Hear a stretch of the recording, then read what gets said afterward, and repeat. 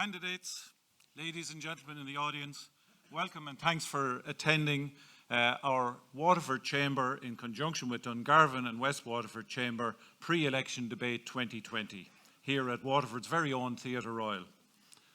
For those of you who don't know me, my name is Paul Nolan and I'm a director and former president of Waterford Chamber, and I'm honoured to have been asked to moderate this important event tonight. And in spite of what we heard in the obligatory health and safety notice there, you are welcome to keep your phones on but on silent, and you can actually tweet if you want, and the hashtag is @WaterfordCC if you wish to do it. And the second thing, for the record, the proceedings of this evening are being recorded if somebody wants a copy afterwards. Our chamber members believe that business is the very lifeblood of the economy, and that a strong, stable, balanced and progressive economy lifts place and people alike. I suppose like life itself, with position comes responsibility, and to those who take our 4 seats in Dáil Éireann, we in business in Waterford will not be found wanting in helping you achieve our common goals for the good of Waterford City and County. Tonight, ladies and gentlemen, we're going to work through 3 pillars. Firstly, each candidate in 1 minute will introduce themselves and tell us what they will do for business in Waterford if elected. Following that, we will have the candidates debate 6 topics. They are regional development, infrastructure, connectivity, trade and tourism, education, and finally health and childcare. There's 10 minutes allotted for each of these topics, and we'll be sticking closely to that. Thirdly, and finally, there will be a question and answer session. So, before we get the candidates to make their statements, I want to welcome tonight the CEO from Dungarvan and West Waterford, Jenny Beresford. Jenny, you're very welcome, and thanks for coming along and helping us with this. And I would like to ask our Waterford Chamber President, Jonathan Earl, to open proceedings. Thank you.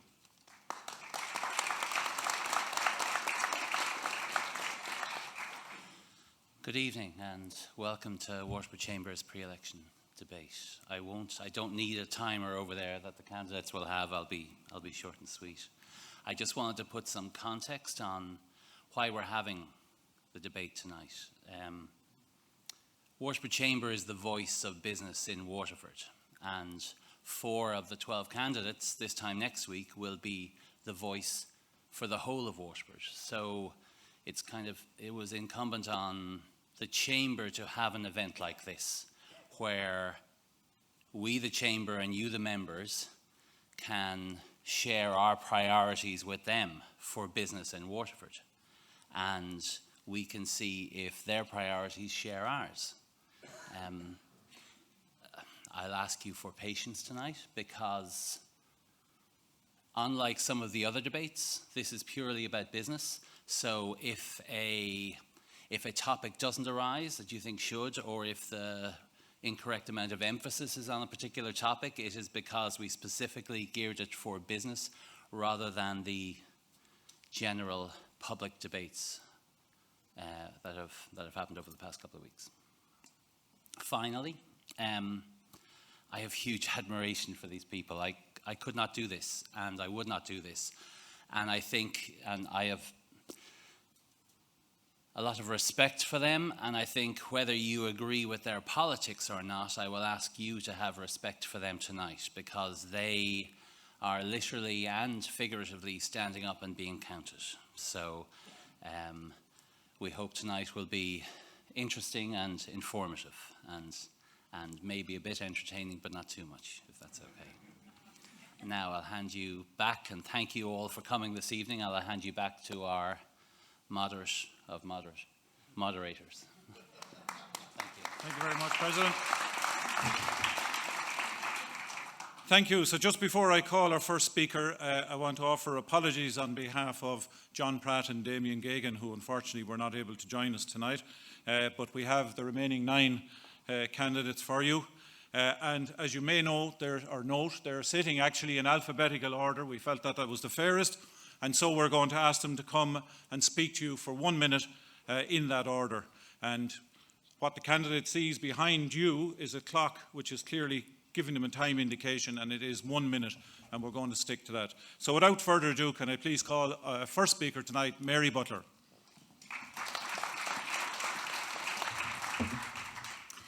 Díagh Coléir, tá anolthas orm bheith an seo niocht. I was immensely proud to have had the honour and privilege of representing the people of Waterford City and County for the past 4 years in the 32nd Dáil as a Fianna Fáil TD. I was honoured to become chairperson of the Oireachtas Committee on Business, Enterprise and Innovation, and I led the publication of many reports on various subjects including consumer protection, the cost of doing business and of course Brexit. During my time as chairing the committee, I arranged for the committee to actually sit here in Waterford to discuss regional issues such as the South East Action Plan for Jobs. I strongly believe that Waterford has always done better under a Fianna Fáil government, and the lack of delivery for the last 9 years exemplifies this. Fianna Fáil has a huge opportunity to lead the next government, to deliver policy and to shape the future of Waterford. And I want to be at the heart of it, making important decisions that will shape Waterford's future. Garv Mahagut.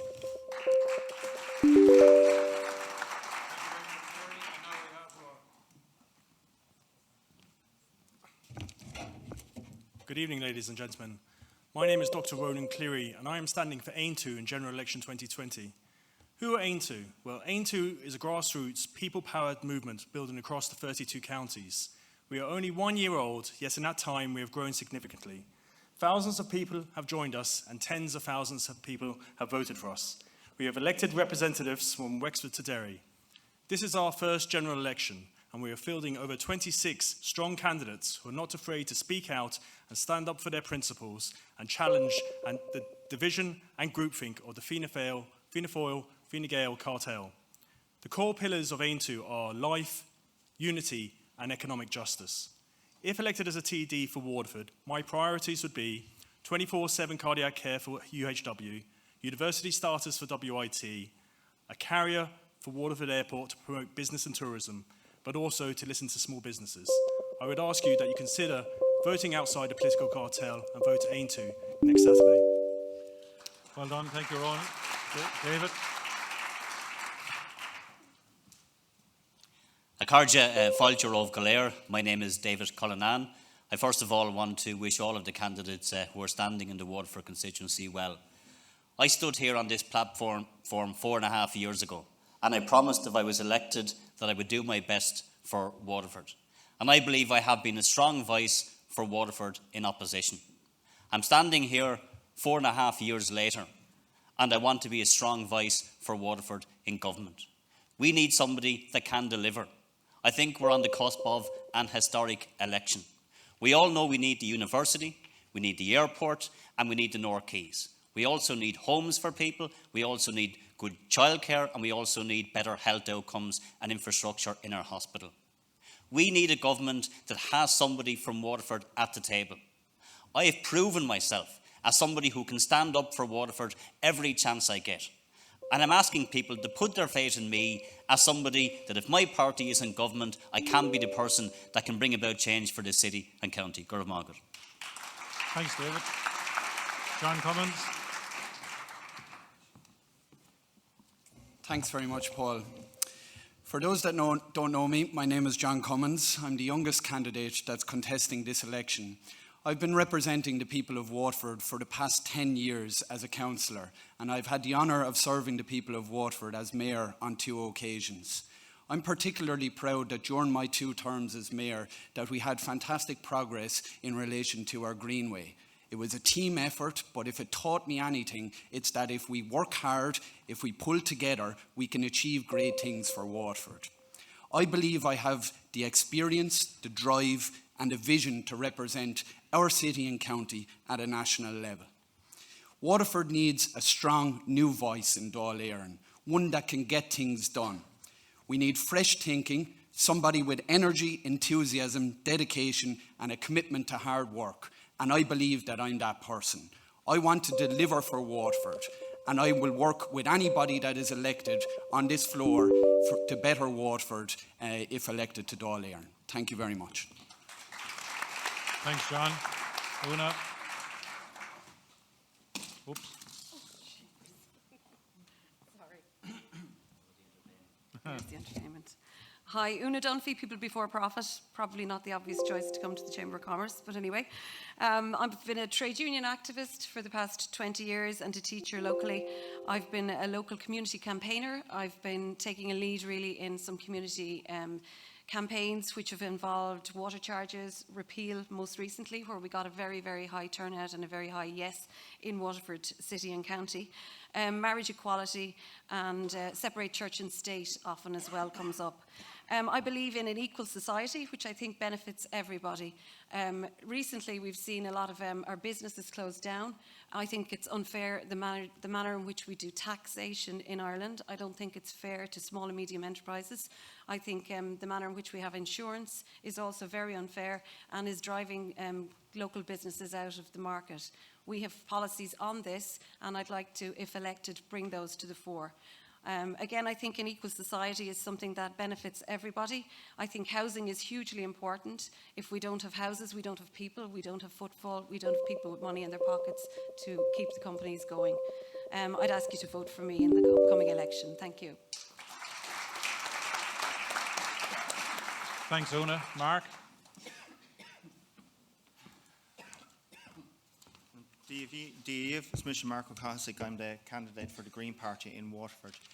So according to the best advice of scientists that we have 10 years to make radical changes in how we live our lives in order to avert the worst effects of climate change. It's the challenge of our generation, and I make no apologies for putting it front and centre in my general election campaign. But I suppose to a business community, I would say, let me say this, I think green thinking is going to be good for Waterford. I think it's going to be good for Waterford City. When we look at urban renewal and how we run public transport in, how we get footfall back in our city, I think it's going to be good for Waterford County and how we create jobs in local communities. I think it'll be good also for the wider region as we provide a full range of services within our city, from healthcare to high quality jobs and employment. So I would be saying to you, if you want action on climate, if you want action on energy and transport, if you want action on sustainable regional development, but if you want to make that move to a green economy, the economy that's going to develop over the next 10 years, I'd be urging you, if you want those type of actions, if you want green, vote green. Grimil Magus. Thanks, Mark. Eddie?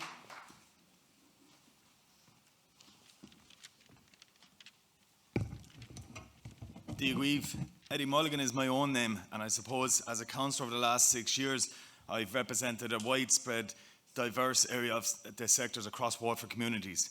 In the business communities at your own awards last year, you had 39 different companies represented or nominated, and certainly if I looked across those earlier, I see that I probably received representations from them all, from tech, pharma, healthcare, motor industry, food and tourism. For me, I feel we haven't had an equitable share of resources unlocked from government, and if we don't develop the facilities and services to support the economy through good well-being and a better society, we're at nothing. I see the creation of partnerships such as Crystal Valley Tech as being extremely important and educating us as politicians. As a councillor, I have lobbied, I've submitted and I've negotiated on behalf of the business community here in Waterford. And it's that record I'm hoping you will look at over the last 6 years. I've done it at local level, and now I want to be in the Dáil, ultimately in government, to represent the business and economic interests of Waterford. Thank you.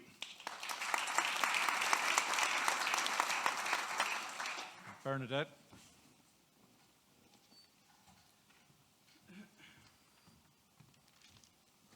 Good evening, everyone, and I wish the very best as well to everybody who is running in this election. I'm Bernadette Phillips, and I'm standing as an independent candidate. And I suppose I'm standing really very much on a human rights and social justice platform, because I think that's really important for all of our lives. I'm in my 60s now, and I've lived in this county that I love and city for many decades, and I recognise the inequalities that has happened for us here in Waterford and in the southeast region, and I want to call those out. I recognise too what it's like to be in business, and the needs that are there on the ground. I walk through our high streets and I see our shops closing, and that's just not good enough. So I want to take a new vision. We are a visionary people. We have a wonderful history. We can be that again. So I'm going to take that voice. I hope that you will allow me to be that voice in Dáil Éireann. We have an amazing opportunity. We are an amazing people. Let's make change happen. Thank you. Thanks, Bernadette. And last but not least, Matt. Thanks, Paul, and good evening, everybody. My name is Matt Shanahan. I'm standing as an independent candidate in the general election.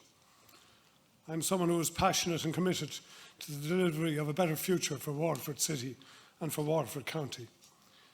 In my professional life, I've been self-employed since 2004 as a marketing consultant. Before that, for 10 years in Dublin, I managed a large-scale motor dealership, turning over €15 million per annum, employing over 35 people. I believe I know the challenges of business. I've acted as a business mentor to Carlow and Wexford enterprise boards. Over a 4-year period, I lobbied in Brussels for a renewables project and was successful in ensuring a change to an alternative fuels directive, which gave a coupon or a tariff for the recovering of plastic into commercial fuels. In 2014, as Commercial Director of Winterville, I secured €20,000 from Dundee for headline sponsorship. As I said, I understand the challenges of business and the challenges that we face. I hope that you will give an independent vote to Waterford. Vote Matt Shanahan, number 1, a new voice for Waterford in the South East. Thanks.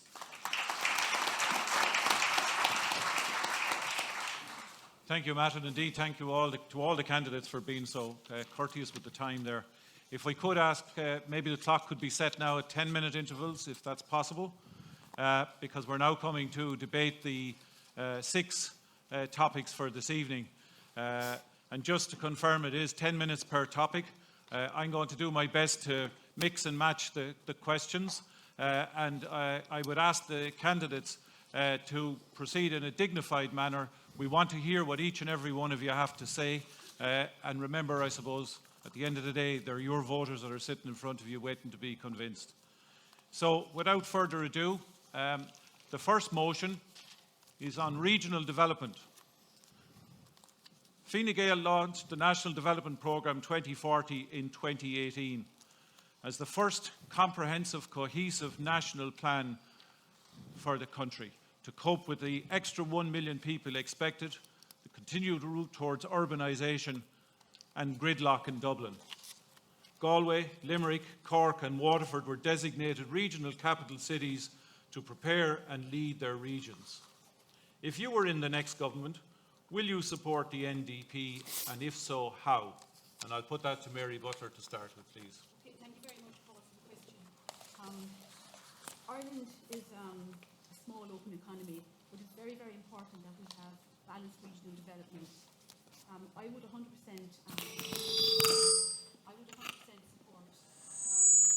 the plan that was the NDP and the URDF, and I think it's very, very important that all politicians going forward work together to deliver on this fund.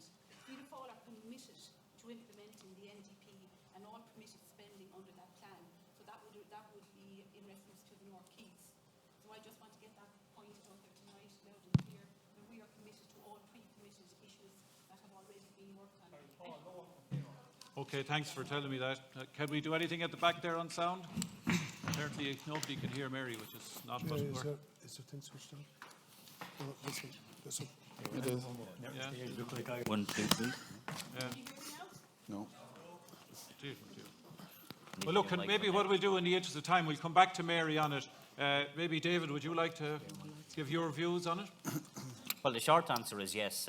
I support Project 2040 in as far as it goes, but my ambition for regional development goes beyond what's in the Fine Gael proposals.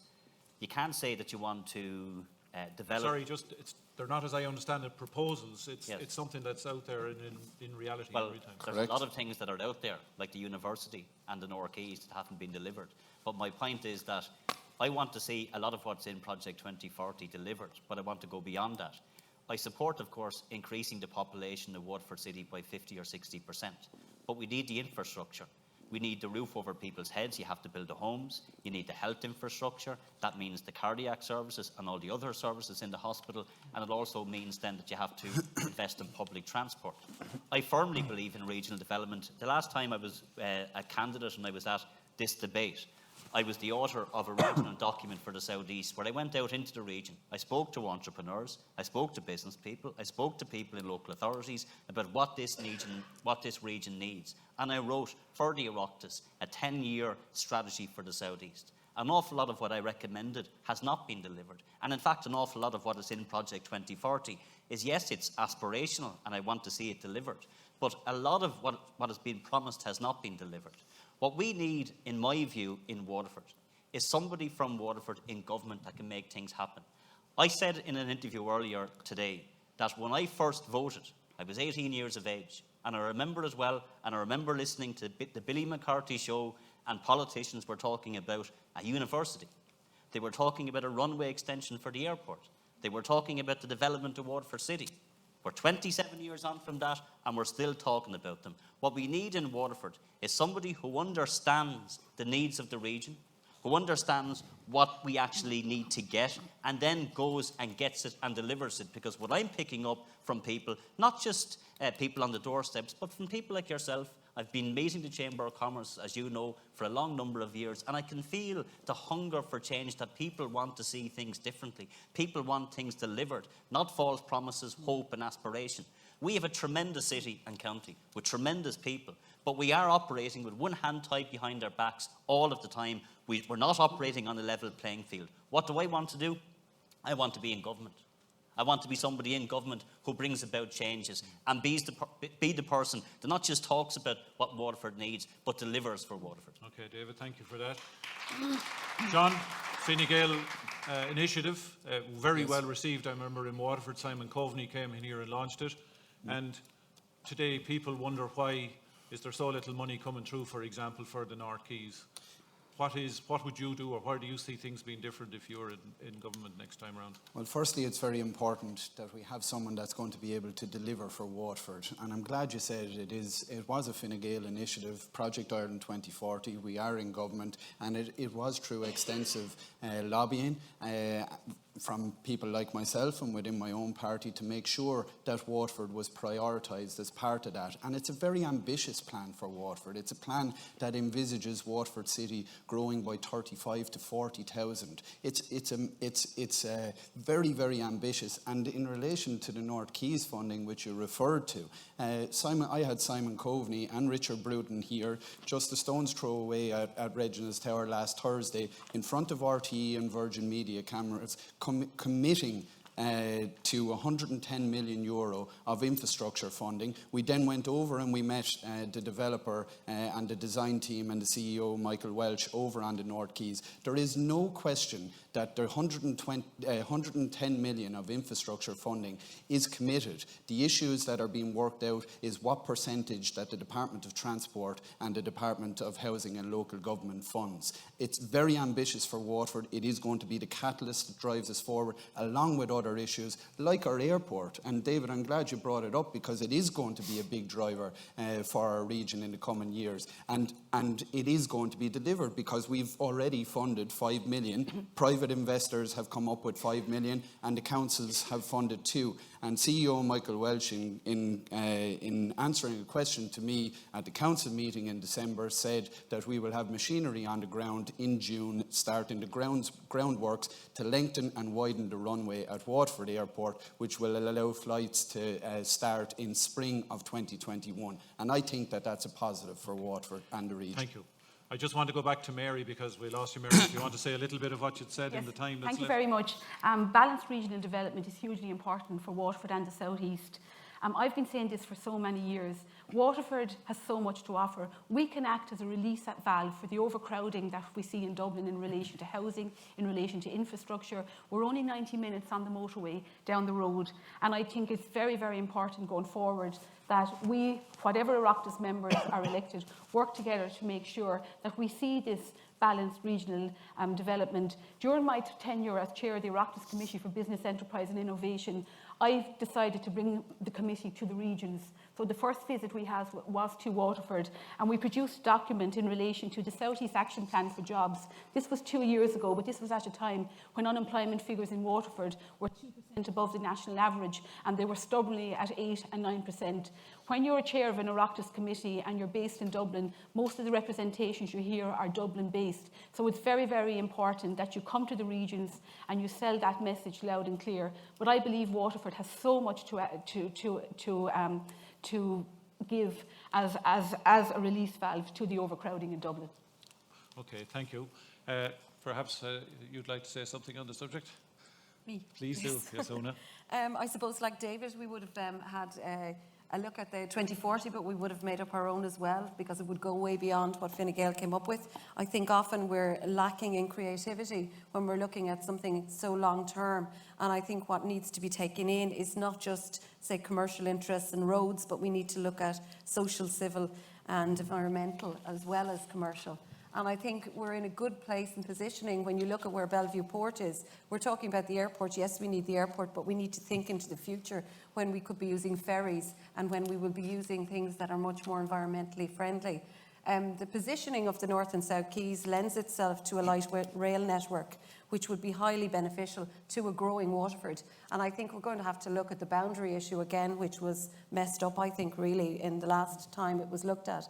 I think it doesn't have to be necessarily wearing the Sleevery jersey or not, but I think it has to be looking at where we are with regards to proximity to the city and how to best develop housing and infrastructure around a city base, which is about the quays, like you would in a European city. And thank you. Mark, maybe just... Yeah, I think we're a bit ambitious with our 10 minutes for this, but that, not to mind. No, we support Project 2040, or the National Planning Framework, but I don't think actually it's ambitious enough for Waterford. The projected growth figures for Cork and Limerick are much higher, and if we figure in things like the boundary extension, which I think should happen, and even the inclusion of the Tramore in the metropolitan area, I think there's more scope for growth. But what I would say is it needs to be retrofitted against the backdrop of the Climate Action Plan that was put out subsequently. So we know, for example, that we're committed to 50% reduction in emissions by 2030, and we're heading hopefully for net zero emissions come 2050. Now, if we're looking against that sort of backdrop, then we really need to be investing much more heavily, in particular in public transport options, for how we get people in and out of the city and around the city. So we support it as it is, but we think it lacks ambition, and it needs to be retrofitted against our climate action goals. Okay, thank you for that.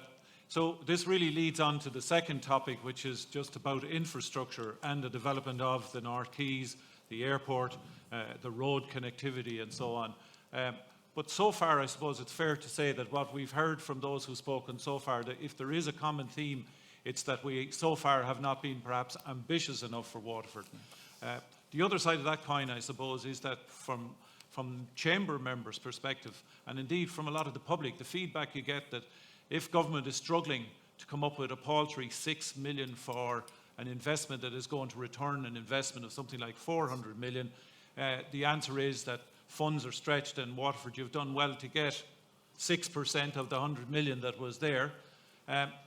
Ambition costs money to an extent, so I suppose there has to be a certain amount of prudence. So the hard question here at this stage, and I'm going to put it on Matt, is if you were in government, Matt, what would you prioritise, given that funding is a finite, obviously, value? Well, funding is finite, Paul, but I'd say we haven't seen commitment from government to funding here. With the National Development Plan has a lot of good aspirational stuff in it, as David has said, but unfortunately a lot of it has been obstructed with respect to the southeast and specifically to Waterford.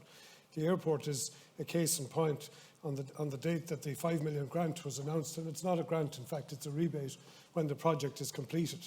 18.5 million was given to other regional airports at the same time, and it was not a grant, it was straight into their balance sheet. So one of the first things we have to get is we have to get a recognition, which 2040 recognised, that Waterford is a city region and it is supposed to be the economic driver of the southeast region. And if we are to offer any kind of eventing status to Dublin, we must get adequate funding. So I think the very first thing is we've got to go in and try and convince the civil servants as well as the politicians that in actual fact there is a viable strategy in developing in the southeast. I don't think that message has got across yet. I made a point recently on local radio. Some councillors went up and we met the Department of Local Government back in November regarding the rates issue. And I spoke to them at that time about a strategy, a regional strategy for the South East, which they took on board. But one of the things they said to me at the end of the meeting was 3 senior assistant secretaries in the department. They said, you are the first person to come into this office and to speak about that from Waterford and anything in relation to Waterford. So I think the very first thing is we need to educate the civil servants, and we need all of our, as we spoke about before, all of our Oireachtas members on the same page on this. Okay. Bernadette, if you educate the civil servants and you educate the ministers, do you think they'll deliver, or does it take something else? I think it takes confidence from ourselves, and I think that's something that we've actually been sadly lacking.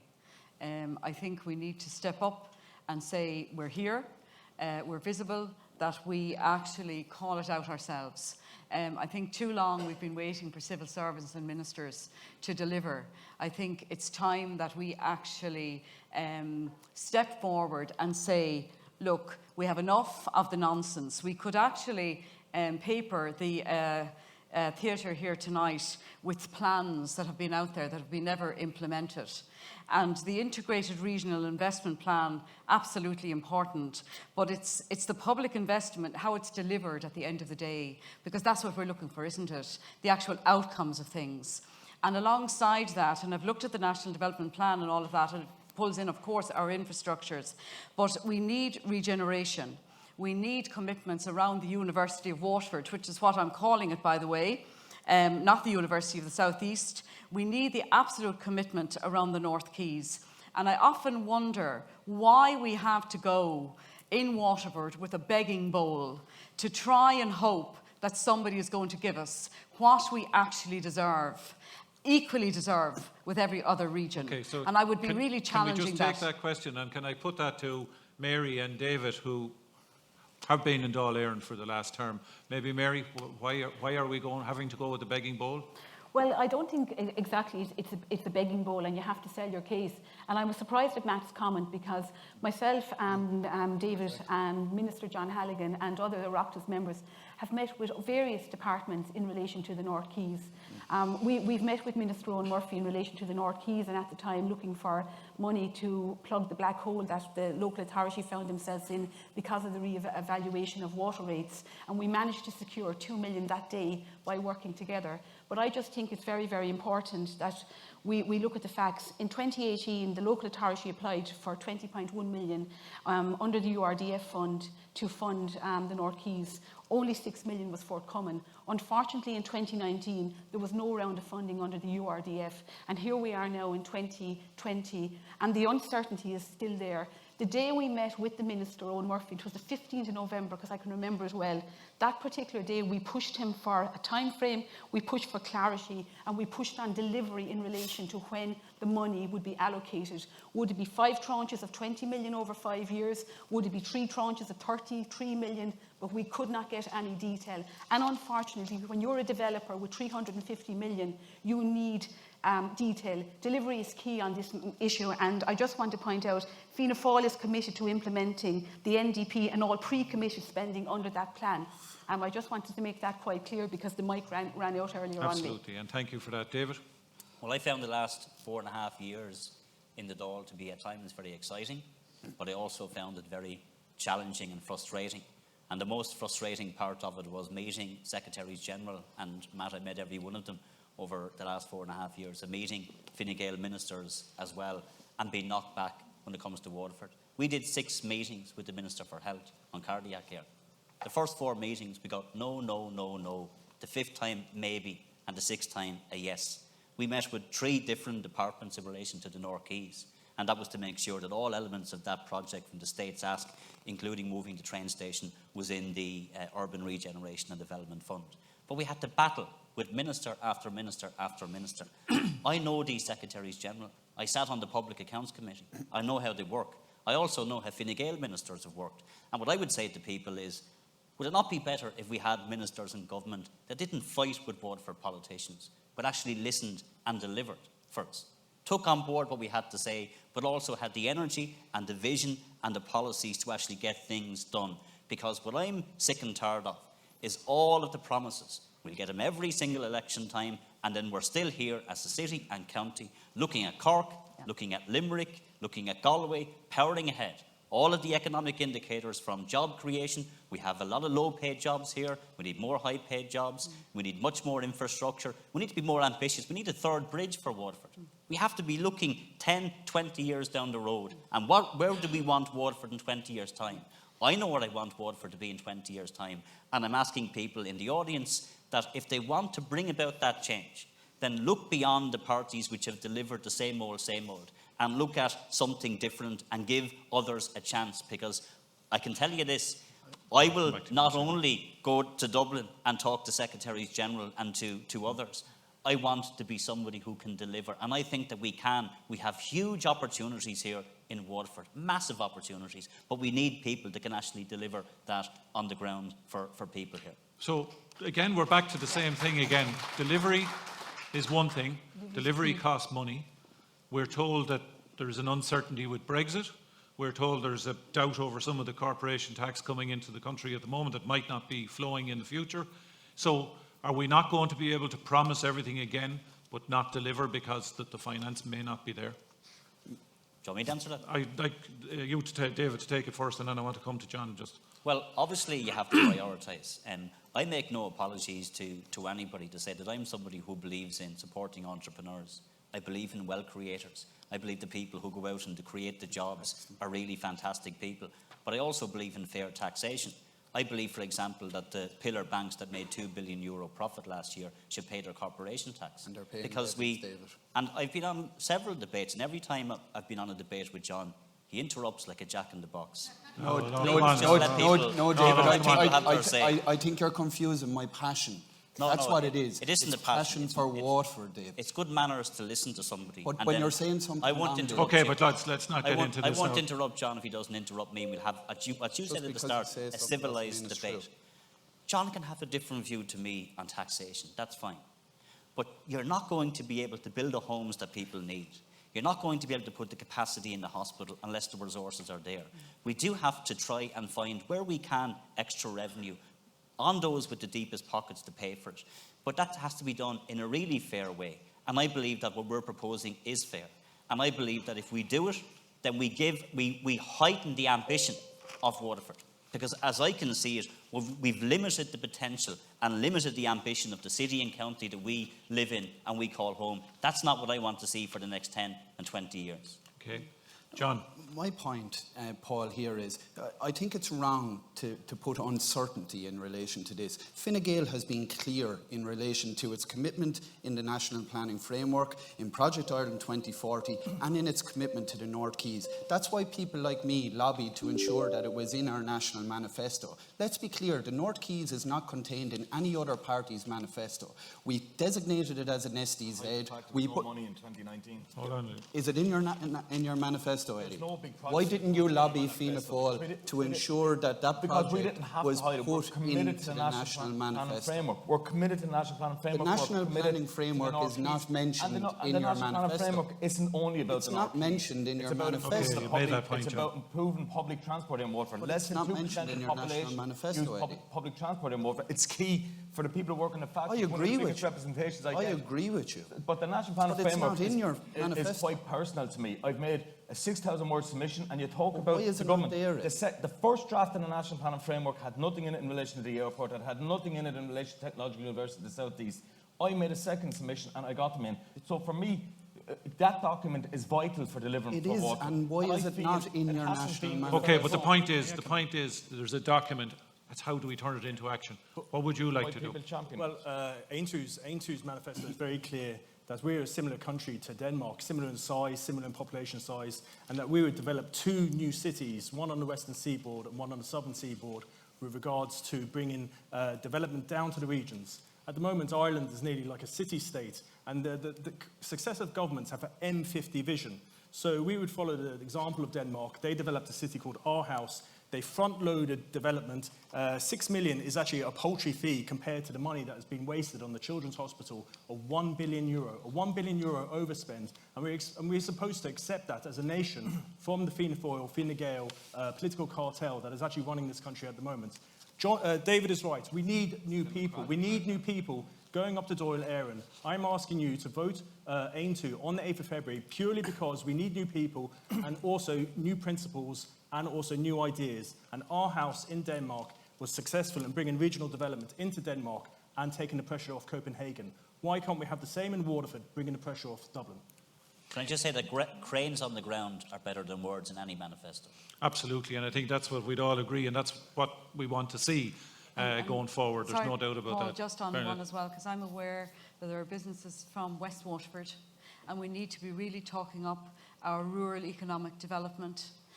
We talk so much about the North Quays. It's absolutely crucial, absolutely. And we also need to be talking about our high street business as well. So when we're looking at our economic development overall, I think we have to start really joining those dots, because sometimes we can take the eye off the ball. We walk through our towns, we see shops closing. I've been in the west of the country talking to businesses, and people are concerned. And while these great plans are here, and we need plans in a visionary way, though, so that it raises all boats. So we really do need to be talking about rural development and rural business and people in the towns and what difference that will make. Because sometimes I wonder, when we talk so much about the North Quays, where a small business in a rural part of this county and how they actually feel. So I really feel I need to talk about that. The National Planning Framework covers that as well. It opens up the towns, it opens up the villages. But we need to talk it up. It does. We need to be careful but on that. You brushed over taxation. It is very, very important. And like David, we do have a different opinion on it. Your party, in your manifesto, has proposed €3.8 billion in extra taxes, 15 new taxes. That's a fact. So I want to know from you how you're proposing to create these jobs, put the cranes on the ground by these businesses, if you're proposing 15 taxes with €3.8 billion in extra taxes. Well, I have no problem, John, answering any question that you put to me, and I'm very proud of the fact that I'm standing for a party that wants to ask those with the deepest pockets to pay their fair share. But they're the people that create the jobs. Again, I didn't interrupt you, John. If you ask somebody a question, you have to allow them to respond. Fair enough. And answer the question. So, listen for 1 second. It's good manners. We want the banks to pay their corporation tax. We want to make sure that those who earn over €140,000 a year pay a bit more in taxation. What's our proposal? A 5% levy on income only in excess of €140,000. I believe that's fair. We supported in the past things like the sugar tax and other measures that your party supported to bring in extra revenue. The point is this, John. I think what people need to understand is this. Really what John is saying, if you listen to him, is that we're going to keep things as they are. That's not what I'm about as a politician. I don't want people who sleep in their parents' homes, who don't have an affordable home. I don't want to have a hospital where you have record wait times and people on trolleys. I want to get them off trolleys. We have 50 beds out in the hospital that can't be staffed. So we have to either provide the resources for this, or we may as well say to people, for the next 5 and 10 years, we're going to have more record levels of homelessness and more record problems in our health service. I think well, we got your message loud and clear, David. John, I know, and I appreciate that. I just want to bring other people in as well. I'm going to go back to Mary for a comment on this, and then I want to talk to Matt. Okay, thank you very much. At a time when Ireland faces many, many challenges in relation to Brexit that we have been talking about for the past 4 years, I would be concerned also about the 3.8 billion tax increases that Sinn Féin are proposing, of which 1.2 billion is in relation to jobs and job creation. I believe this will hit small and medium enterprises the most, and I think it might force multinationals to reconsider their position. Currently in the South East, there are 60 multinationals employing thousands and thousands of people. The multinationals last year brought in 10 billion in corporation tax, which was 60 billion was taken on the tax take completely, 10 billion was corporation tax. And I would worry that companies would look at what's been proposed by Sinn Féin, and I would be very concerned. One other point I would like to make, we currently have a situation in Waterford where we don't have 24/7 cardiac care. We currently have 3.5 consultant posts in relation to cardiac consultants. We need 7. If we're going to put an extra 5% tax on these consultants, that there are 490 consultant posts available throughout the whole country that we can't fill. I worry how would we even bring in more consultants into UHW if we're going to tax them out of the market, because they will look elsewhere, and that's where my concerns are. You see, okay, and I'm conscious of fairness now. I'm conscious of giving everyone a mix. We'll just let David come back on this one. Are you taxing people to run them out of the country? Absolutely. The people not. who drive industry. I think that what we're proposing is fair. Can I just ask Mary, what increase on tax on business are you talking about? Because when I hear both John and Mary talk about this, name one. Employers PRSI. On those over, we're talking about PRSI. businesses. That's on people over 140,000, which I already talked about earlier. No, I'm talking about businesses, Mary. No, I would have a grave concern about employers' PRSI. I meet businesses every day of the week. My background is retail. I was self-employed for 17 years. I've stood on both sides of the counter. I've been self-employed, but I've also been an employee. And employers' PRSI is a huge issue. As I said earlier, we looked at the whole cost of doing business, and the 2 most important things that people found, they were troubled with insurance, they were troubled with rates, but they were also troubled with the cost of hiring people and the extra charges they had to pay. David, no matter how you look at it, a 3.8 billion tax take extra every year, which is going to be 19 billion over the lifetime of the government, it has to impact on someone. And my fear is it will impact on small and medium enterprises. The entrepreneur who takes the risk to set up their business, that's my fear. And you see, when you hear Mary, you would think that it was the last time the economy crashed, Sinn Féin was in government. The last time the economy crashed, Fianna Fáil was in government. And there isn't one single proposal that we're proposing that's radical. And I go back to the point I made earlier. Both Fianna Fáil and Fine Gael just want to keep things as they are. Mary talked about the increase on employers' PRSI. For those who earn over 140,000, it's 5%. 95% of workers, employers... That's wealth tax. No. That's a different tax. I'm talking about employers' PRSI. And I just answered that. If I can answer it. You're not leaving me answer the question, John. But you're talking about two different taxes. You have 15 in there. Yes, and I'll tell you exactly what the policy is. On those who earn over €140,000, I mentioned it earlier, we want a 5% levy, only on income in excess of that. Mm-hmm. The PSRI increases are also only on any income in excess of 140,000. So read 5% of the workforce on 140,000. For those small and medium-sized businesses that are here in the audience, won't be affected unless their staff are earning over 140,000. You're slashing tax relief on pensions. The no, very people you are. It's in your manifesto. No, we're not. Did you not read your own manifesto? I did read it, and we're not proposing to slash pensions at all. Okay, I think we'll get the two lads to continue that argument outside. Can I just go to Matt? Matt, what's your take on this? Because we're going to move on to the next topic in a moment. A couple of things before we start arguing taxation and all of this. All of this will become a negotiation process when government is being formed, okay? But what I'd say about just about the 140k, there's not too many people down here at the moment in the southeast who are earning that type of money who need to worry about that. Right? Our difficulty is about getting economic expansion into this region. We need fair play from government. We need a greater share of the resources. If you go out into the technical sector, let's say, in terms of WIT, for instance, we have a huge dearth of a quantum of money that comes from government. And that is why we are not getting any acceleration in this region. We get very small money into any of the technical sectors of business, and we cannot expand business. We don't have high wages, therefore we cannot get SMEs up and going. We have a big problem at the present time in the southeast with low-paid jobs and with low-margin business, and we have to move further up the food chain, and we can only do that with a viable university. And the very first thing that will have to happen in this region is that we must get a university status. Okay, properly formatted for WIT. And we will come to that under education. Thanks for that, Matt. Okay, the next topic we have is connectivity.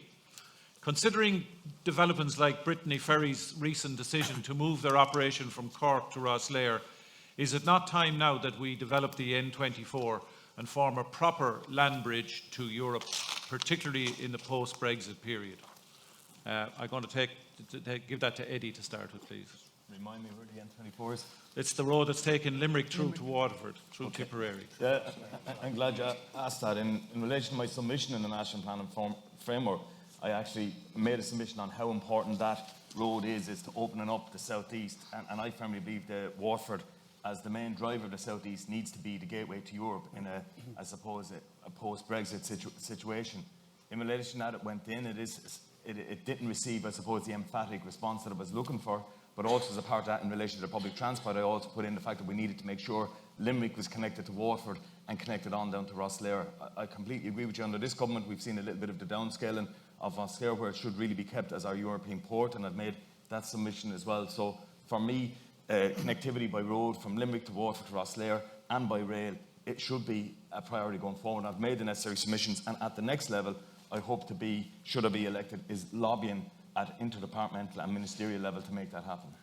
Currently, I'd like to put it to Mary that we have a situation where we know the 5 cities, and the only one that's not in the link is Waterford.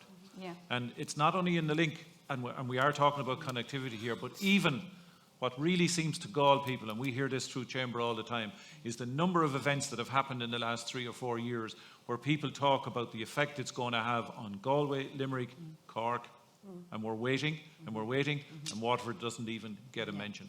So in terms of profiling that against a background where we understand there is an agreement, we're told, to upgrade the M25, I think it is, from Cork to Limerick.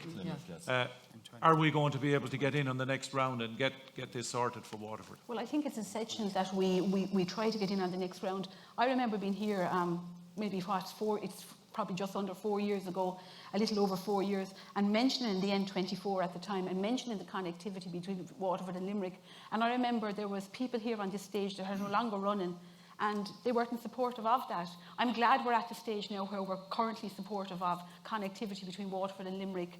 My daughter gave 4 years in college in Limerick, and I know how bad that road is, but it's extremely important that we have connectivity. Unfortunately, connectivity, all roads seem to lead to Dublin, and that's right where we have a good road network, everything can't lead into Dublin. As I've said earlier, we need Waterford and the South East to act as a release valve, and the only way you can have that is by having a good infrastructure. Infrastructure is key. But if I could just say one thing in relation to Waterford Port, because we've spent a lot of time over the last 4 years looking at Brexit, looking at all the challenges. Waterford Port is probably one of the only key pieces of infrastructure in Ireland that could benefit from Brexit, because the port does not trade directly with the UK. So the fact that they trade only with mainland Europe and beyond, there's a huge opportunity for Waterford Port to increase its capacity threefold without it costing a fortune. And I believe we should put a huge emphasis on this. But I also think we need to start talking up Waterford and stop talking it down. I've lived here all my life. We have a fantastic city and county. We're between the sea and the mountains. We have so much to offer, but sometimes we have to blame ourselves for constantly running down where we live. It's time to talk ourselves up. Fair point, but again, let me just say, on behalf of Chamber, we spend a hell of a lot of time doing nothing else but talking Absolutely, and I'd like to acknowledge that. And even recently, we've just formed a new association called Friends of Waterford Through Business in Dublin, and they are foursquare behind anything we can do with the next government to try to move things along in conjunction with whatever 4 of you are fortunate enough, and including, of course, our 2 absentees tonight, to be in those seats. David? Well, I agree, we must talk things up. We must call it as it is as well. And like even in relation to our local economy, I firmly believe in Dublin there hasn't been enough focus on how much we've underachieved economically over the last 6 years. And we were talking about incomes there and taxation.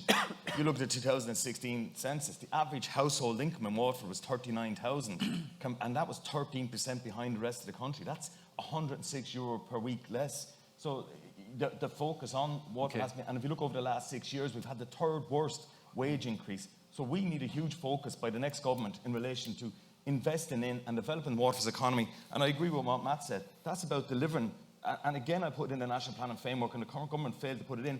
We need the Technological University headquarters to be located here in Waterford. We need the main campus here in Waterford. You look at the University of Limerick, Dr. Fitzgerald says it expanded because they bought up the lands around it, and that's what brought it into successful university. It is the airport. There's been too much of a lethargy in driving forward the airport runway.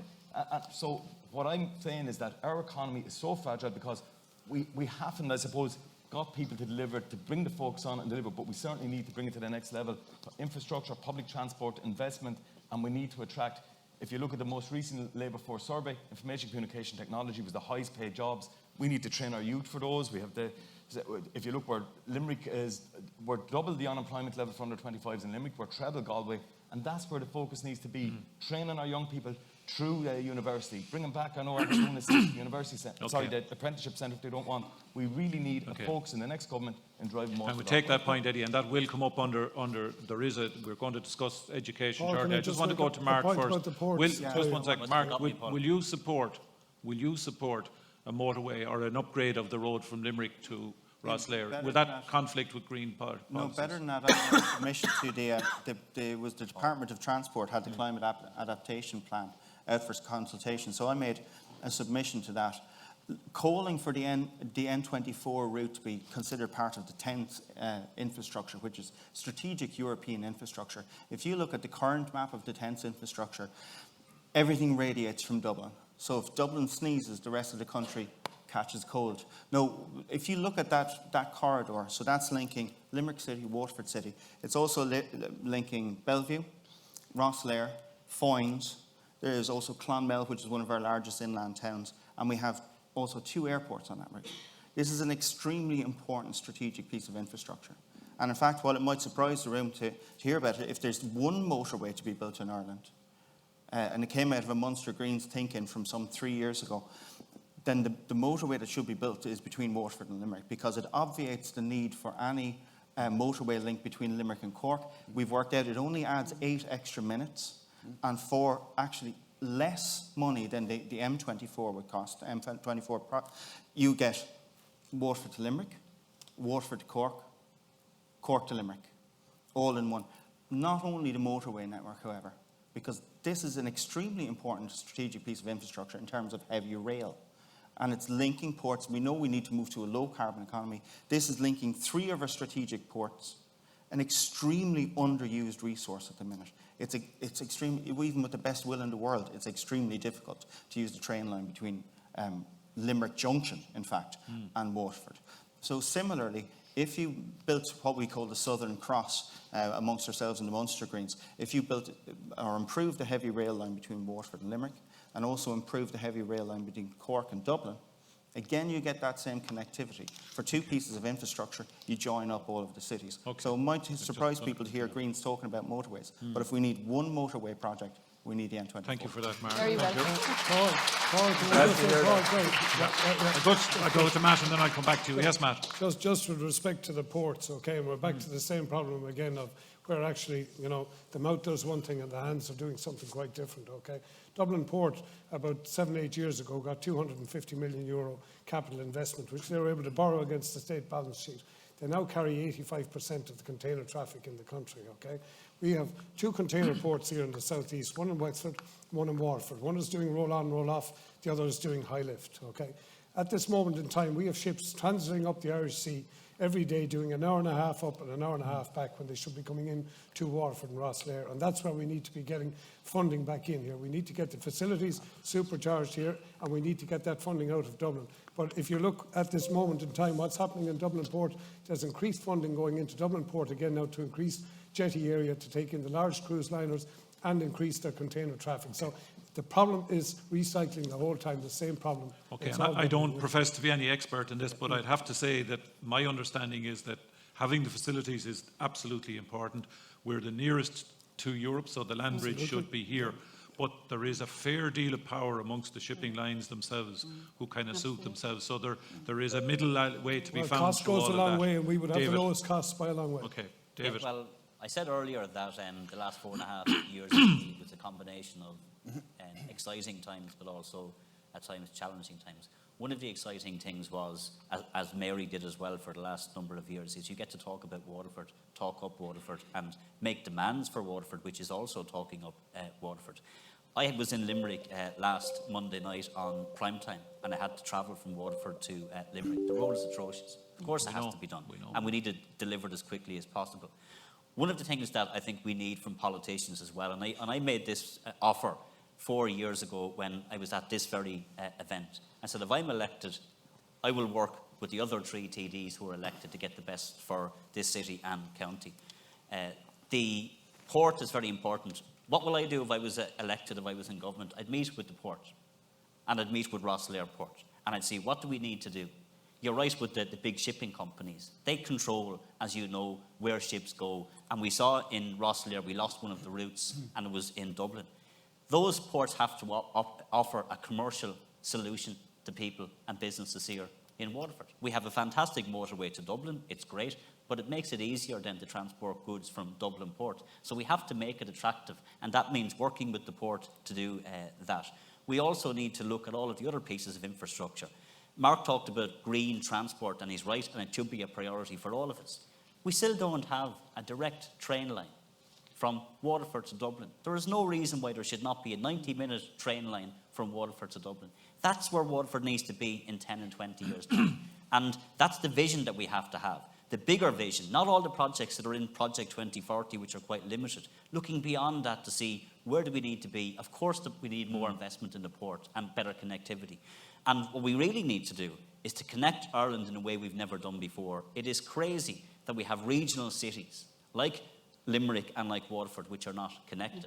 But you see, I can tell you this, what I'm concerned about and what I've seen over the last number of years is big roads for Mayo and big announcements for Mayo and big investments in Galway. I don't see the same investments coming to this part of the country in the southeast, and that's, I think, what frustrates people. We need to do an awful lot better in getting our message across to those in government or those who are in government who will be fortunate enough to do so, that no longer can the southeast be left behind. We have to be on a level playing field. John, your party have been in government. What do you want to say in return to that? Paul, I do have to say it's astonishing. The Taoiseach opened the longest bridge in Ireland last week, over 250 million euros worth of a new bridge. That's infrastructure for the southeast. That's going to link Waterford to Rosslare and Wexford. That's a critical piece of infrastructure. That was delivered by us. So, we can paint the negatives and we can say that things aren't happening, but the reality of the matter is we are making progress. And to talk about the N24, I made a submission to the Regional Economic and Planning strategy, spatial strategy, and I proposed that it was upgraded to a motorway status. And I am glad to hear Mark say that, which is contrary to the policy of his leader. But I went to college for 4 years. I drove that road for 5 years. I know how exceptionally bad it is. And Paul, you will know that there was an exceptionally strong lobby, both within chambers as well, in both Limerick and Cork, in order to lobby for the M20 as it is. And I think there is an opportunity, and I know you have made some progress in relation to that, where the 5 cities have come together that have been designated in the National Planning Framework. But the time is now for Limerick and Waterford to come together and to really push that project forward, because as Mark said, and he's correct in what he says, the drive times and the benefits are far better by providing that network between Limerick and Waterford than it is in putting a motorway between Cork and Limerick. Sorry, Paul. Yeah, connectivity is an interesting one, and I call them the university roads and the airport roads. Yes. And that's exactly what they are. So until we begin to join those dots, the University of Waterford, get the airport up and going, because at the end of the day, they're also the research and development roads, because that's what happens at university level. So that's how we need to change this conversation.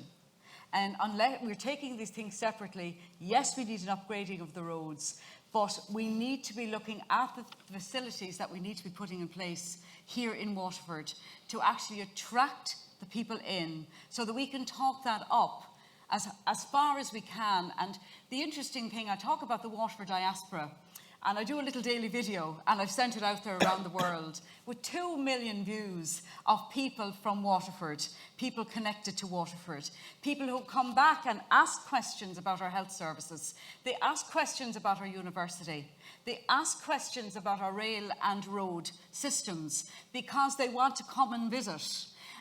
That's the reality. So we're talking at local level, we're talking at regional level, national level. But you know something, we need to be talking about these things at global level as well, because it all comes back to that conversation. And the quality of jobs, employment, the infrastructure links in, connectivity to all of those things, they are not separate items. Okay, fair point.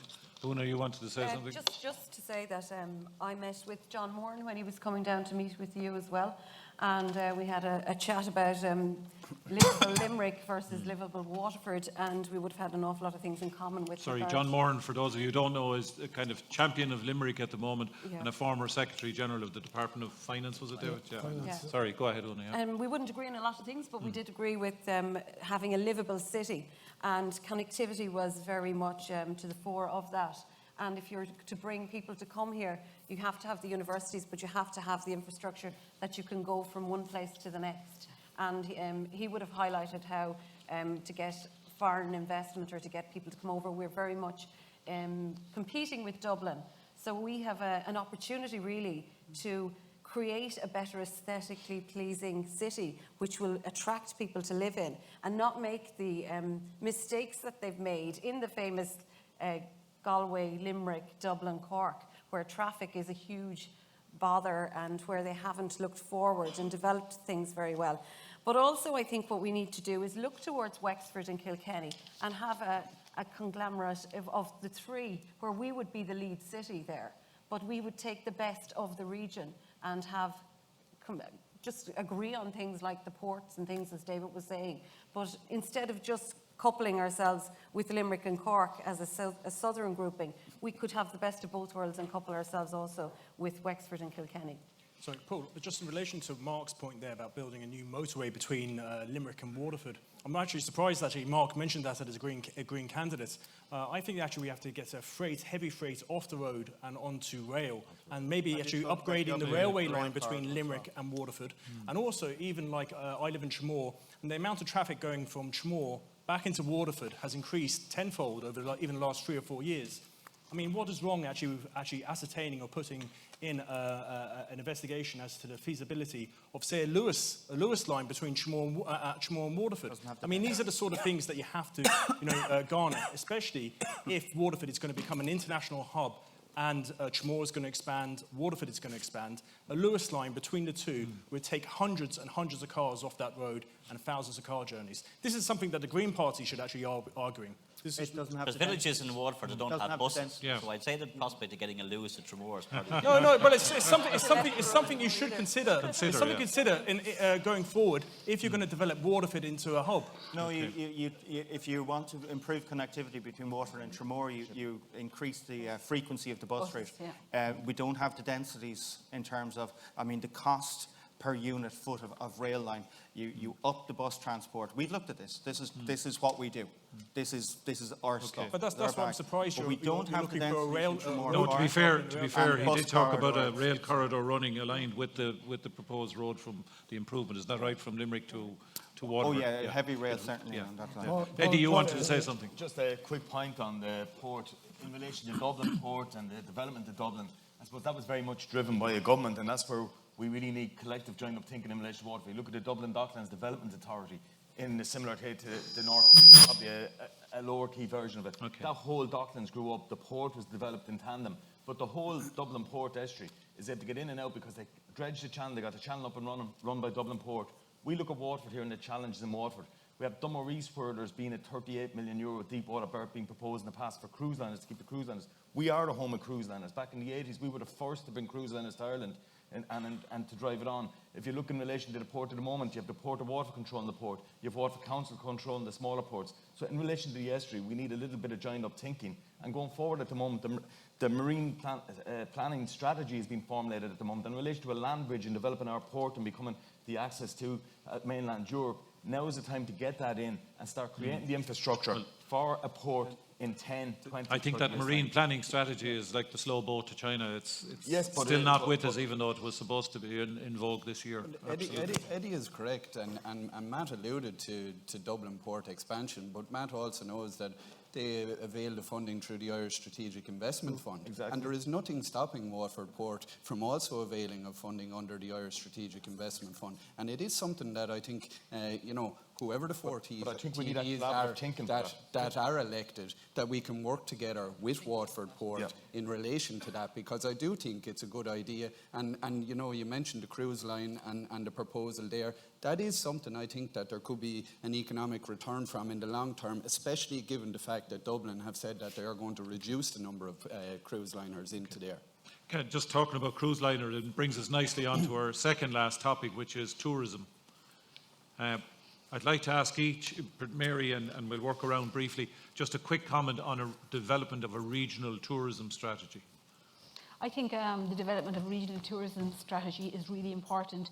We saw a few years ago when we had the Three Sisters bid to try and have the capital of culture in Waterford, Wexford and Kilkenny, and we worked really well together. The chambers were to the fore at that time, but it just showed it can be done. Like as I said earlier, we have such a fantastic offering here in Waterford, whether you're in the city and it's the Viking Triangle, whether you're in the county, the Greenway, 46 kilometres of fantastic views between the sea and the mountains. And I think we have it on our doorstep. It's now to sell it. It's to stop the coaches when they come from Rosslare, bypassing us onto Cork, all the way to Killarney. It's to try and stop them. And I know an awful lot of work has been done by the Chamber, by the local authorities, but we even need to do more. And I think a cohesive strategy for the South East is very important. Yeah, no, that's correct. I mean, if I think of the medieval museum, and even the artifacts and the exhibits in the medieval museum are second to none. I was in the Victoria and Albert Museum, and they had the copes. You might have seen them on display, that you have them in the medieval museum here. And actually, the ones that we have here beat the ones in the Victoria and Albert Museum hands down. But nobody knows about them in England, and also nobody knows about them in London. So I think Irish tourism has to basically do a better job of advertising Waterford's wares and making Waterford more accessible. And with that in mind, I think it's paramount that we open up our airport and we get flights coming in from Luton, from Manchester, from Birmingham again, and that is key to bringing footfall and money back into the southeast and bringing more tourists back into the southeast. Thank you. David? Well, I think one of the good things that came from Waterford over the last 10 years was the investment in tourism. And a lot of that credit goes to Waterford City and County Council. And the CEO of the council, I have to say, who took risks with the Greenway and funding at the time, and the council lost out because of that as well. But also the Mount Congreve Gardens, which is a fantastic attraction, the Japanese gardens that we have in Tramore. We have a beautiful Copper Coast, we have beautiful beaches. We have an awful lot to offer from a tourism perspective. I met Fáilte Ireland recently in relation to how can we improve not just our offering, but how can we improve our ability to attract tourists. And the one thing that we're not getting right is international tourists. We've done very well with people domestically and from this state coming to the Greenway. And anyone, and because I do a lot of media, I meet people across the state who come up and talk to me, and you're from Waterford. And I'm amazed at the amount of people who have visited the Greenway, who've used it, and they come and they have a completely different view of Waterford when they come and they see it. And we also know as well that when you promote a city from a tourism perspective, you also promote not just the city from a tourism perspective, but Waterford as a destination for business, a destination for where things happen, where we can make things happen. So tourism isn't just about bringing people here to see things. It's also about how people from the outside see our city and county.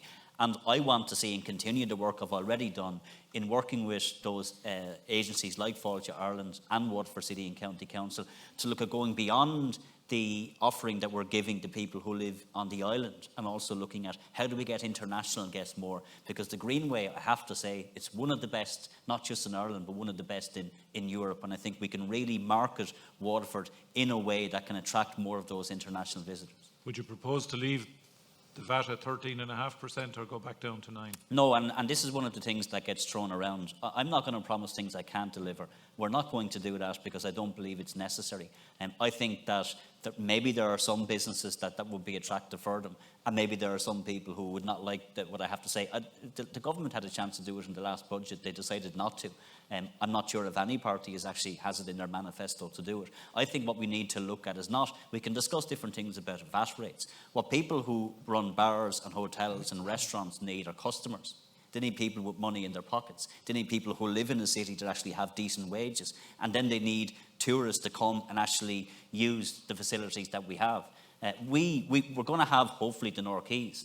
We're going to have, hopefully, a new hotel. I don't think we have enough capacity in hotels here that other regions have. So there is an awful lot to be positive about. And, we talked earlier in the cut and thrust of an election campaign, we always have to, to concentrate on different things. I don't believe the government hasn't done good things for Waterford, or that government departments haven't done good things.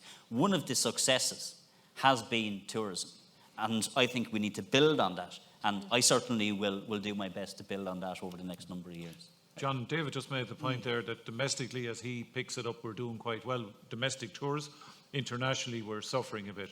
So is there a contradiction in your view between the 13.5% in terms of costing ourselves perhaps out of that international market to some extent? It's a difficult one.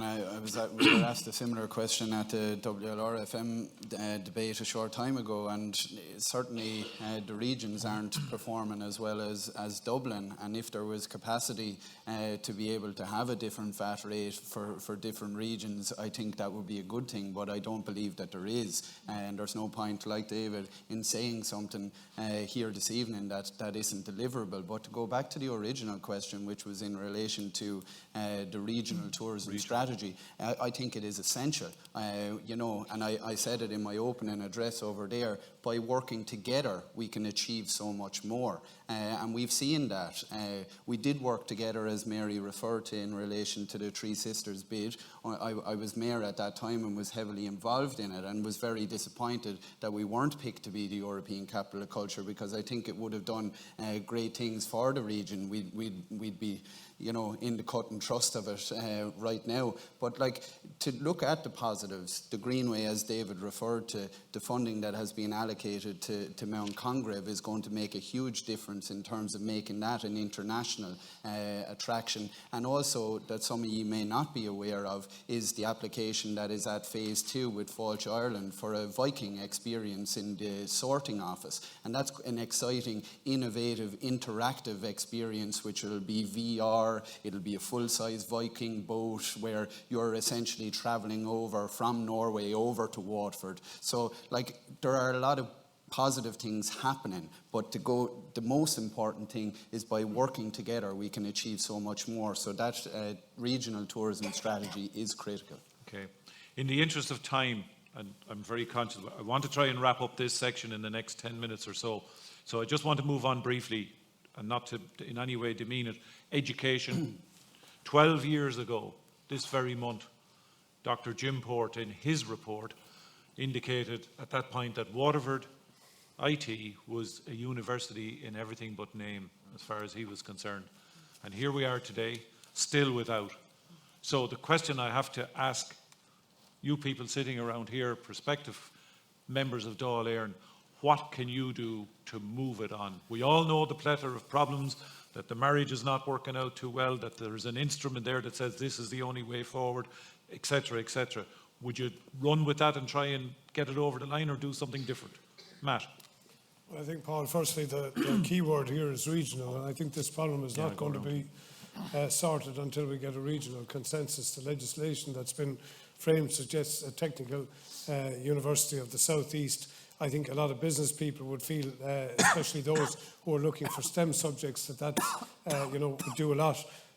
I personally think we should be able to hang on to other faculties. I would love to see, for instance, a School of Medicine in WIT, and I think we should have a university on par with a national university. So we don't know where we are at the moment. The Carlow situation is in flux, as we know, basically trying to put two universities, two technical institutions together, one with about 4 PhDs and the other with 200. It doesn't seem to me a marriage of equals.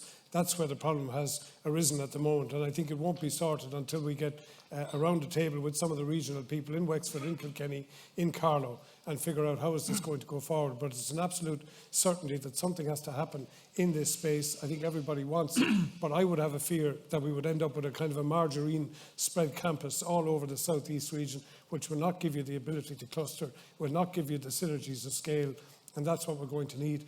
how people are going to deliver it. They won't be able to deliver it unless they can come together in agreement and pressure votes. That's the only way it can be done. Bernadette? Well, this would be a very important area for me for many years now, and for nearly 3 decades I've been writing and talking and researching in respect of the University for Waterford. I remember a long time ago, I think it might have been back in '92, when there was a joint Oireachtas Committee for Employment, and it was one of the things that I was researching, and we were calling it then, and we were calling it the University of Waterford. I've never deterred from that, Paul, because I think the moment we do, we start to dilute who we are. And we are a city. We have exactly the same equal right to have a University of Waterford as there is a University of Galway or Cork or Limerick or whatever. I think sadly we've been talking that down for too many years. So if we're elected, back to the question Absolutely. again, what are you going to, how are you going to make it happen?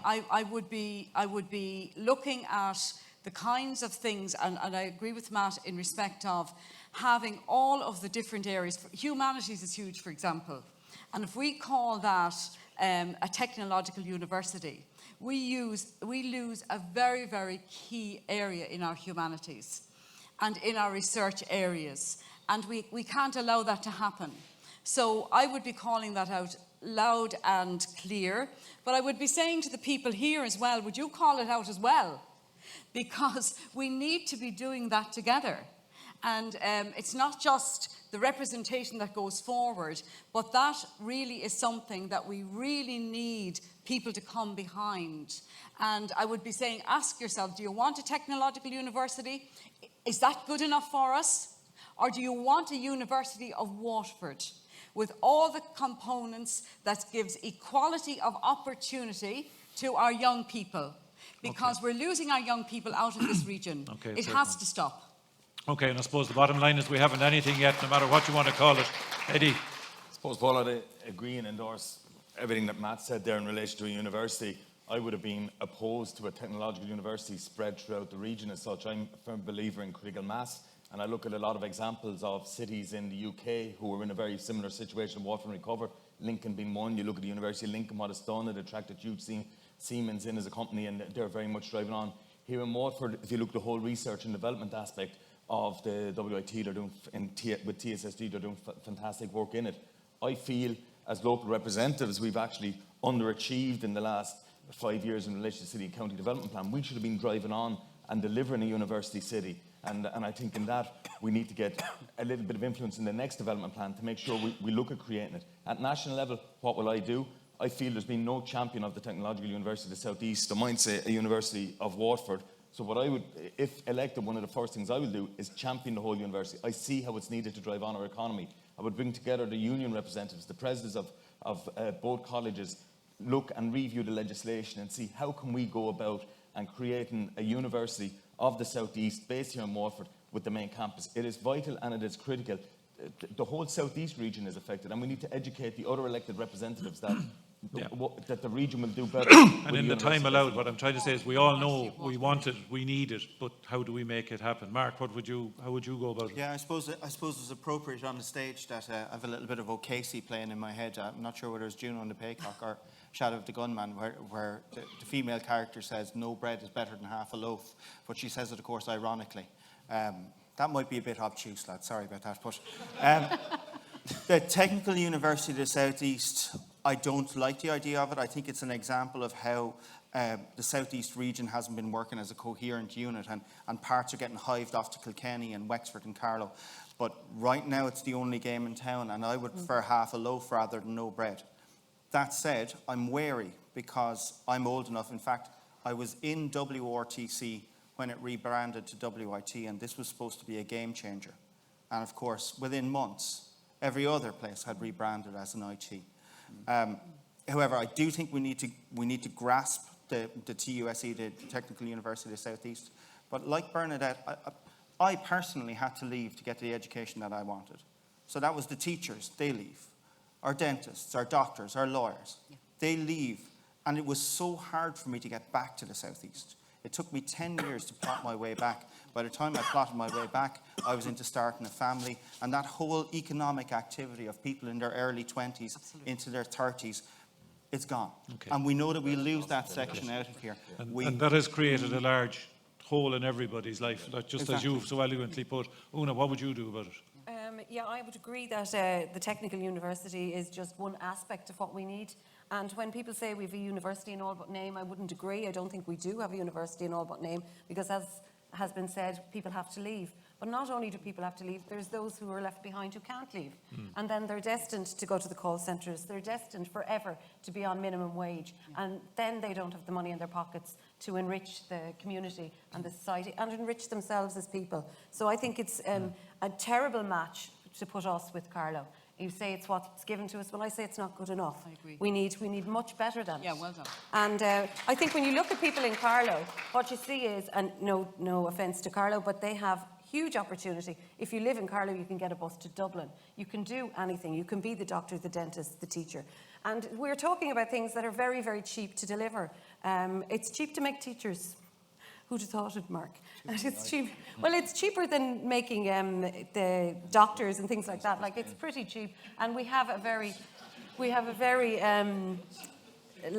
huge lack of teachers at the moment. So we could easily start to do those kind of things with home economics. No disrespect to the teachers. I'm going to move right around, Mary. She's talking about herself. Exactly. John, there's three of us. you were in government. Your party was in on government. the We stage. still haven't got the university. What's your reflections on how do you change that in the next chance if the current incumbents get that chance? Well, I don't think any party is proposing to change the legislation that was introduced and signed into law in March 2018. And at that point in time, the fact that we had no legislation for the creation of a technological university was being used as a potential barrier. That has been in place since 2018, and we've seen 3 or 4 institutes in Dublin since then come together and form TU Dublin. I do think it's a big opportunity for the entire region to have a university here. I'm a big supporter of it. I'm someone that has engaged with the president of WIT. He is also committed to it. And I think we need to be led as well by the people that are involved in the institute. And if they're saying to me that this is going to be good for the region, well then who are we as politicians not to agree with that? So I do think that it will happen. I do know that there's issues obviously with the union in Carlow. I do think that time is running out. I know that Willie is committed to trying to bring everybody along with him before he submits the application. But, you know, time is ticking, and it's very important that we have the application submitted. And I'd be very hopeful from my engagement that will happen before the summer. Thanks, John. David? I'm sorry. Well, I don't think what's on offer at the moment is perfect, but I do have a concern that some people are saying that what's on offer is something that we shouldn't take. And for the last 30 years or more, I've listened to commentary about the university here in Waterford in the southeast, and people have all sorts of different opinions as to what that should look like. And then when something is put on the table, we have different opinions on what something else would look like. And my fear is that if you continue with that, we'll be left behind. So I want to take the opportunity, what's there, to create the university that we need. And we can have different opinions about whether it should be a multi-campus one or not. You asked what people would do. I've already met the department 3 times on the university. And I did so for a number of reasons. One, because you have to have a vision of what the university would look like. And you also have to understand what it's for. It's for the people of the southeast. It's for the young people that Mark talked about and others talked about that leave to get an education outside of the region. And it's also for entrepreneurs and for job creators, because research and development is critical. There has to be a research and development budget that is part of a university to make sure that it has that access to funding. But we also need to make sure that we don't miss the opportunity which is there for us. We're a city without a university. We're a region without a university. And I think that we need to do everything that we can now over the next while to make this a reality. And you asked me what I would do. Yeah. The first thing I would do is to make sure that the headquarters of that university is in Waterford.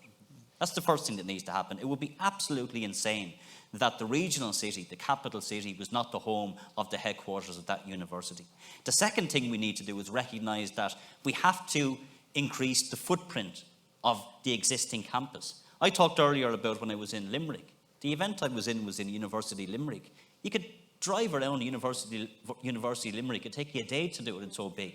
So we are way behind the curve. So that's what I mean about a vision. When you look at the university that we need to have, and I've spoken to Willie Donnelly and I've spoken to many people out there, he gave me the example of labs, for example, for young people who are learning science, because we want to major in pharmaceuticals and that sector and get jobs and clusters of jobs. That's labour intensive, it takes up a lot of space. We need 5 times the capacity. So unless you have the capacity, you can't grow. So we have 10,000 people at the moment who go through. If we want 15 and 20,000, what do we need? We need resources and capacity and a vision for what that university would look like. And that's what I would take. If I was going into government, meeting with a department, I'd be saying, here's the vision for this university. We need to increase its footprint. The headquarters needs to be in Waterford, and it has to deliver for the people who live here, to retain the and people. You think that not can leaving. be done in the process Yes. as it pertains to It's not ideal, but I can tell you one thing. We missed this opportunity and other regions will go ahead of us again. I don't think that would be good for Waterford. Okay. So, like, if I get elected as a TD, I think something that would push it over the line, and Matt alluded to it, is that I think something like a graduate entry medical school. UL, now with Castle Troy, it was about 10 or 12 years ago it started up. I actually attended there, and it doesn't cost much to set up. They got taught by a problem-based learning system, and they got taught basically in an office medicine in the first and second year. So if we actually brought in a graduate entry medical school as part of university starters for Waterford, and I think it should be a University of Waterford, based in Waterford, with maybe moving faculties back into the city centre to increase footfall of students and faculty, I think that is something that we should aim for. And it would bring also Canadians, Americans who pay big fees, would bring also pay money in the community and have a trickle-down effect. So I think we shouldn't sell ourselves short. We should aim big, and also, if you want to see the proof of the pudding is in the eating. In Castle Troy in Limerick, the graduate entry medical school has brought unfounded success and also money and jobs to the local population. So I think we should go for university starters for the city centre, with faculties in the city centre, but also with a graduate entry medical school. It also might help us get 24/7 care. Yeah, Okay. Okay. Sorry, I'm really running for time. Okay. Mary. The first thing I would like to say is I would like to compliment Waterford's Institute of Technology for punching above its weight for many, many years in relation to research and development, in relation to the joined up thinking between the large companies like the Genzymes and the Bosch and Lomb. I don't think we can run down the institute. I don't think anybody means to, but I just think we've punched above our weight for a long time. And as Matt said, you can compare 200 PhDs against 4 in Carlow. I think the point that Mark said, it's the only game in town. 4 years ago, I was fully convinced we'd go it alone. I'm no longer convinced of that because of what has passed in the last 4 years. The legislation was passed in 2018. We haven't even got to the stage that we've a memorandum of understanding between Waterford and Carlow to even discuss where the headquarters will be. We haven't got to that stage. When the legislation was passed in 2018, everybody assumed that Waterford and Carlow would be the first technological university in the country. We weren't, because Blanchardstown went ahead of us, and now we have a technological university in Dublin. 20,000 students in the southeast study third level education every single week. 13,000 of them leave the region to go to Dublin, to go to Cork, to go to Limerick. 13,000 students out of 20. That's a damning indictment. But what I would like to say is, and it's something that Eddie had said earlier, in fairness to IBEC, on a twice yearly basis, they have brought together the president of Carlow IT, the president of Waterford IT, the Oireachtas members, industry champions from the region, and we have met, we have all attended the meetings to see how we can move it on. But the simple fact is, until we have a memorandum of understanding between Carlow and Waterford, there was legacy issues in Waterford, we got over them. Now there's legacy issues in Carlow, and until we can come together, get a memorandum of understanding, and then they can apply for the status of a technological university, that's where we're at. It's so frustrating. But Mary, is it left to the two parties, or if you're in government, do you think you can speed up, influence, whatever this process to get it over the line? The legacy issues that took years to get over in Waterford are now there in Carlow. There's issues about different debts that would be on WIT, and they're not inclined to move forward. I have spoken to the president in both institutes recently to see can we move it on. And in fairness, I want to make this point because I think it's very important to make it.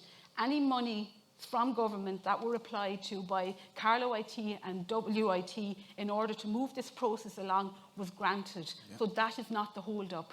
But, you know, it's so frustratingly annoying, the slow pace. And that's the reality of what's happening at the moment. Okay, well, thank you for that. So, Paul, just on that, I mean, it is a gross injustice and inequality to our people here in the southeast, to our people in Waterford. And because the situation is as it is now, that people are having to go away to the other universities, we now have a huge problem with cost and with rents. And I'm meeting families. It's costing people around 15 or 16,000, maybe a little more, to keep a young person in a university away from here. That's a huge drain on the economy of the southeast as well. And I would be saying to people, if you have your child there, don't be sitting in silence. You know, I mean, people have said to me, I'm going to heat or eat this week to keep my son or daughter in university, and that's wrong. Yes. We cannot allow that to continue. So I would say we need to all jointly come together again to call this out. We deserve equality in relation to education. Our young people deserve equality in relation to be able to stay either in their own county, within their own region. And unless we really talk about it at that level, nothing is going to change. But the costs on families in this county, city and region is horrendous. It can't continue. Thank you for that, Bernadette. On that note, we're going to leave this section and move to our final section. And again, I'm conscious of time.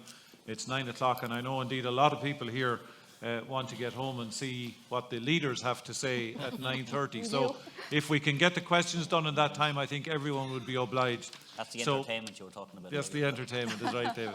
I don't know if we can have lights up a bit. We have Linda and I think Jenny with microphones. So please, if you want to ask a question, put your hand up, and when you get the mic, just state your name and your company, and please ask a question. We have not got time for speeches as such. Thank you. So, are we away? Paul, Barry Monaghan here. Barry. I'd be interested to hear the candidate's opinion on the change in the grouping of Waterford Hospital. It's no longer aligned, as I understand it, to the south-south. It's now more aligned to Vincent's. And what is the opportunity for Waterford in that regard? Okay, so who wants to take that first, David? Yeah, I think first of all, it's a good idea. I mean, I was against the breakup of the South East Hospital network. What's actually been proposed is a realignment of what's called the community health organisations that provide community services, and then the hospital groups to provide acute services. And they're done in a different way. Some are done on the South East basis, and we know the hospital groups are Cork's. Why I support the redevelopment or the reconfiguration of that. What we need in the hospital is a number of things, and it's not just me. In fairness, all the Oireachtas members worked very hard over the last number of years to try and advance services in the hospital. We need 24/7 cardiac care, absolutely. The second cath lab has gone for planning. We also need a centre of excellence for orthopaedics. It's been promised, but it still hasn't been delivered. We need an eye clinic, again, which is promised. We have people leaving Waterford in the South East to get cataracts. We should be doing that here.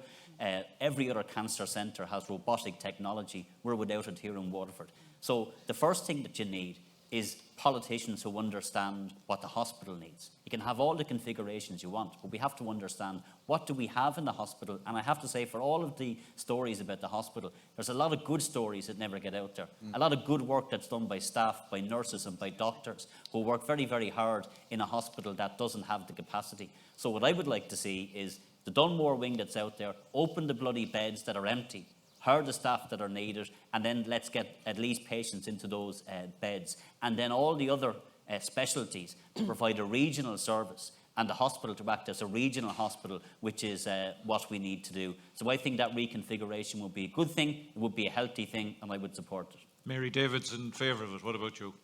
Yeah, I suppose when UHW became part of the South-South-West Hospital Group, there's no doubt about it. We seem to be the poor relation. We were starved of funding. And, you know, as David has quite rightly said, we have fought so hard on so many levels in relation to bed days lost. There was 208,000 bed days lost throughout the country last year due to late discharges. We have a situation in UHW where on any given day there are 22 people in the hospital that are deemed late transfer of care because they can't actually, they're well enough to be discharged by their consultant, but they're not well enough to go home. And I have to say, I want to compliment the new manager of the hospital, Grace Rothwell, in UHW for thinking outside the box. She bought capacity there recently in Care Choice in Dungarvan at a cost of €1,000 a week. And what she bought was 26 beds for 12 weeks. Now, a lot of people didn't agree with it because they felt she was buying into the private sector. However, I checked it out and I actually went along to Care Choice to have a look at what was on offer. The first point we have to make is that an acute bed in UHW or any acute hospital is €5,500 per week. She bought capacity in a nursing home in Dungarvan at €1,000 per week, so that when a patient is deemed fit enough to be discharged, but maybe doesn't have the correct wraparound support, maybe doesn't have the home help, maybe cannot access timely access to a nursing home, maybe doesn't have the respite care, that they would go to the nursing home and it frees up beds. So when you can free up capacity at one end, you free up capacity at the other end. In order to answer your question, I would be open to looking at anything because obviously the configuration we have at the moment is not good for Waterford Hospital. Thank you, Mary.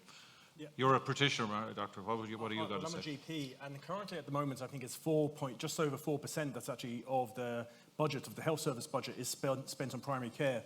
Aim to, if we get 3 or 4 TDs, and where the kingmakers and governments will be seeking that a minimum of 10% of the health budget will go into primary care. Primary care provide a number of services. They obviously are there for social, medical issues, but they also keep people out of hospital. As Mary commented there, the price of an intensive care bed per night in, say, UHW is up in the thousands. Whereas if a stitch in time says 9 and you have proper primary care services throughout the Waterford area, you will save money hand over fist. Further, also, I think David is also saying that there's no cataracts operations. There is actually cataracts going on with ophthalmology currently in UHW. But the most pressing point, as you know, for all of us, is the lack of 24/7 care. Now, the second cath lab has only gone to planning permission. This should have been done years ago. And with respect to Mary, who I know has put this forward, has been on the burner of this, successive Fianna Fáil and Fine Gael governments have failed the people of Waterford in the lack of 24/7 cardiac care. Yeah. And I can say that if Ain2 is in government, we will bring it in ASAP and a lot faster than the Fianna Fáil or the Fine Gael. Fianna Fáil were in government 4 years ago. We would be sitting here with it now. But you are in de facto. We are, gentlemen. We are where we are. I want you're going to answer. You're not in government. You're not the man in government yourself. You're representing the party. I come back to Mary, please. We need 7. How could it be delivered quicker? Can I ask you how could it be? Who are you addressing that to, John? Because you know, well, yes. Maybe you don't know, the second cath lab got planning permission 3 weeks ago. Yeah. It has to go to tender and then go to construction. Can you make that happen quicker? No, but all of these issues have been known for the past, say, dozen years, and nothing was done about it. So I would have started the process 10 years ago. No, but we're talking about now, Ronan. We're talking about now. You said there a moment ago that you could make it happen quicker. No, because I would actually release the funds, because we've after put it in the funding is there. The funding is there. Okay, but can we just go to the man who's been out in the wind and the rain at this morning, noon and night?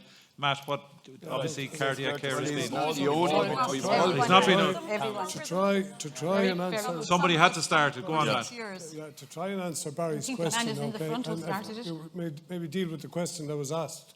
Firstly, the key to all of this is governance. Now, in 2010, we had the breakup of the Southwest Hospital Group, and at that time I set up an action group, the South East Hospital Actions Alliance, to try and resist that because we were afraid of what the dominance of a Cork group could do to the baby sister hospital in Waterford, and that has unfortunately come to pass. So I think matching that the community health organisation configuration would be a positive, but it's all about the governance structure that's going to be established. And what we have in St. Vincent's Hospital is you have basically a governance board there, not subject to the rules of HSE, as is University Hospital Waterford or the other HSE hospitals in the group. And that is the nub of the issue. So we must get parity of esteem, but I do think that the hospital network, the South East Hospital Network, back working together, if properly resourced, you could see a dramatic improvement in terms of the healthcare, the overall healthcare delivery in the region. Thanks for that, Matt. Okay, can we take the next question, please? Hi, my name is Christopher Fuelon. I am the Development Manager with Cólacht Ferber in Anisha, which is a community development CLG in the Waterford Gaeltacht. And my question is in relation to the Official Languages Bill. After many years of waiting, the Official Languages Act amendment was published by government and was going through the process in the Dáil, but fell because of the election. When it was published, there were many issues and many shortcomings with the text that was published. And my question is, given that Waterford is a Gaeltacht county, what amendments would you support if elected to strengthen the bill? Mary? I'm not going to pretend I'm not overly au fait with the Official Languages Bill, and I couldn't tell you which amendments I would support without having seen them. But the one thing I will say is, as somebody who has a daughter who has just finished a degree in Irish and English in Mary I in Limerick, and also as a person who erected posters as Gaeilge in an Gaeltacht, I'm very supportive of the Official Languages Bill, but I'm not familiar with the amendments. David? Yeah, well, we broadly supported the bill when it was before the Oireachtas. We did table amendments, but as was said, it fell, so we have to look at it again. I think we have a very strong track record. If you look at the north, where we fought very hard to get an Act na Gaeilge in the north, I take the Irish language very seriously. We have a thriving Gaeltacht here.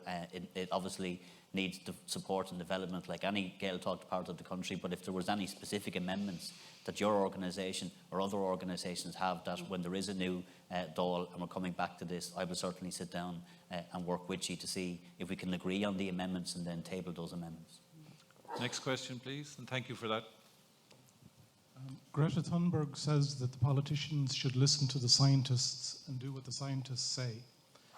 If elected to the Dáil Éireann, what will you do to make sure that Waterford and the South East region gets a share of Ursula von der Leyen's €1 trillion for the Green New Deal?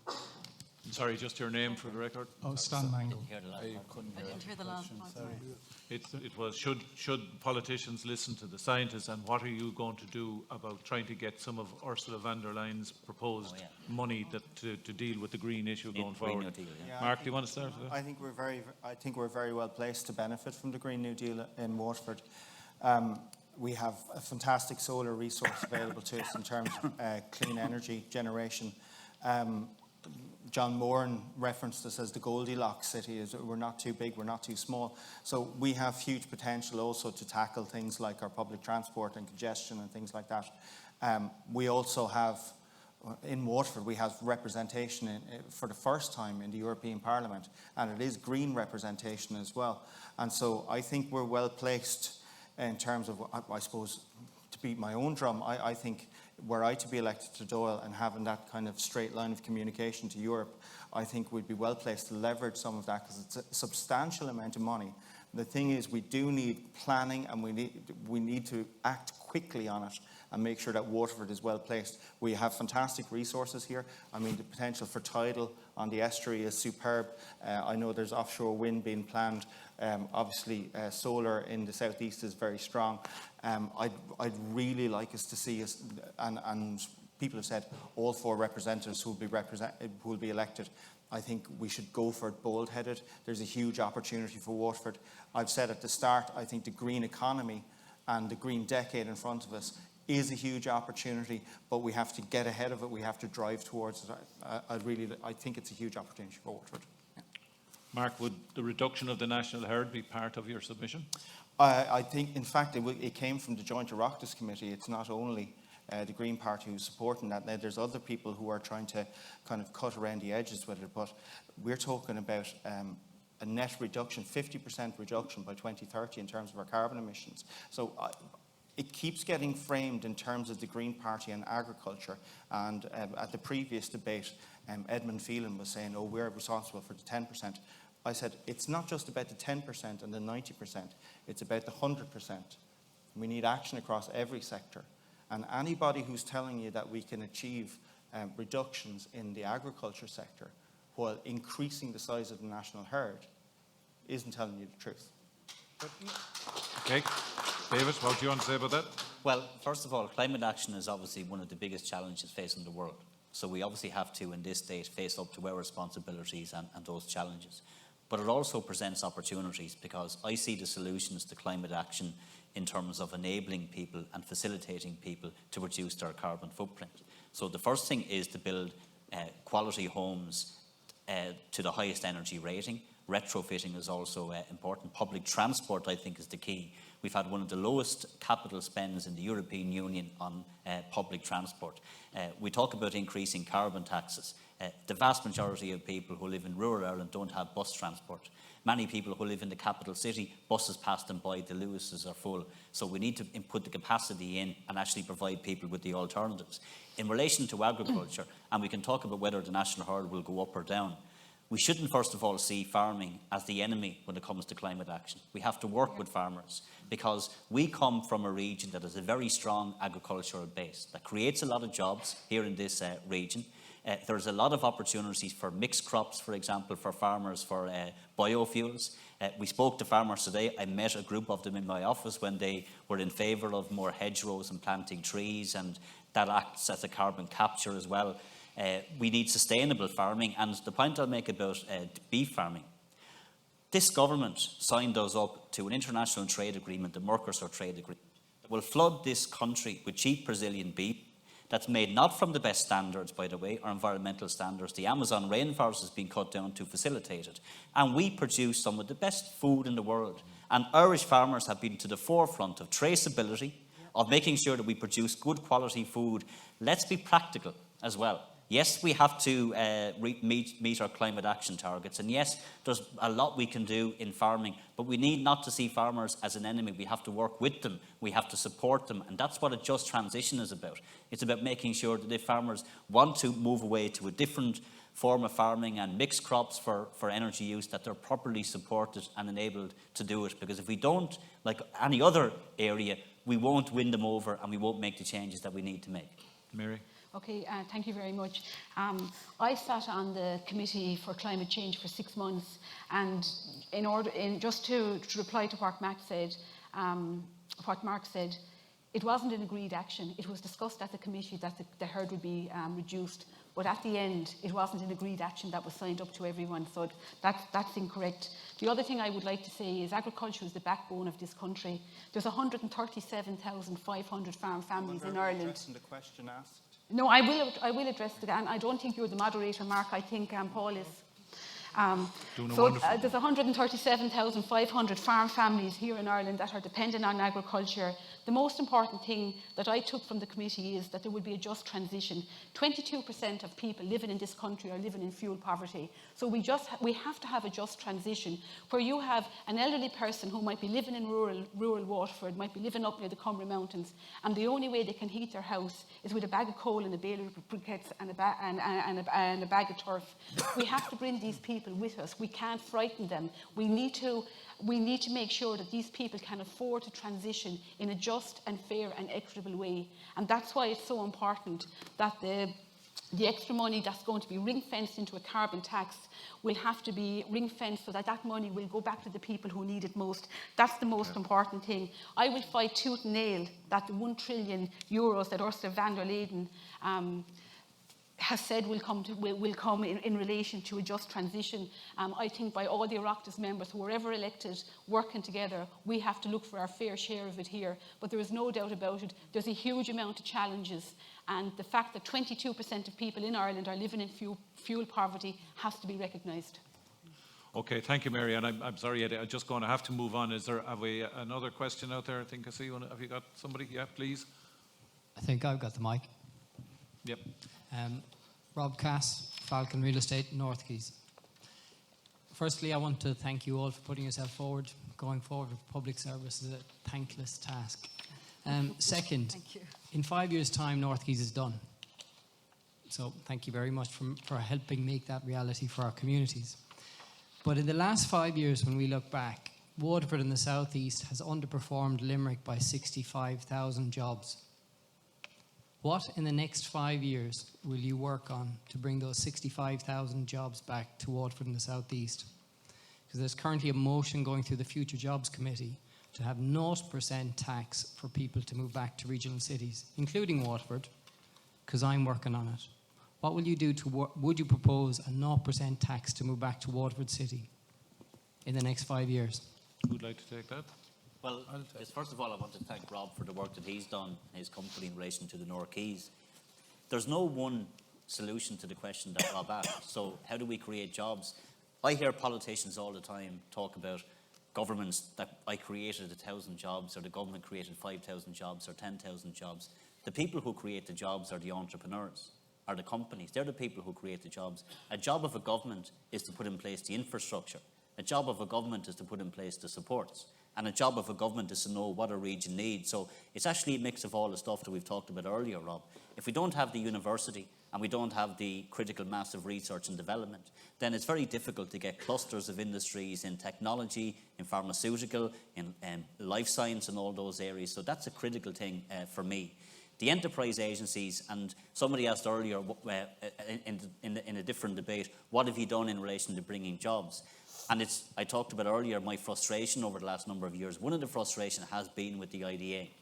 And any time that we go and we say to them, why are we not getting the jobs in Waterford that we need, they always change the goalpost. And I think we met on this several times as well when I met with the Chamber of Commerce. When we first met them, they told us, you don't have the water infrastructure, you don't have the motorway network.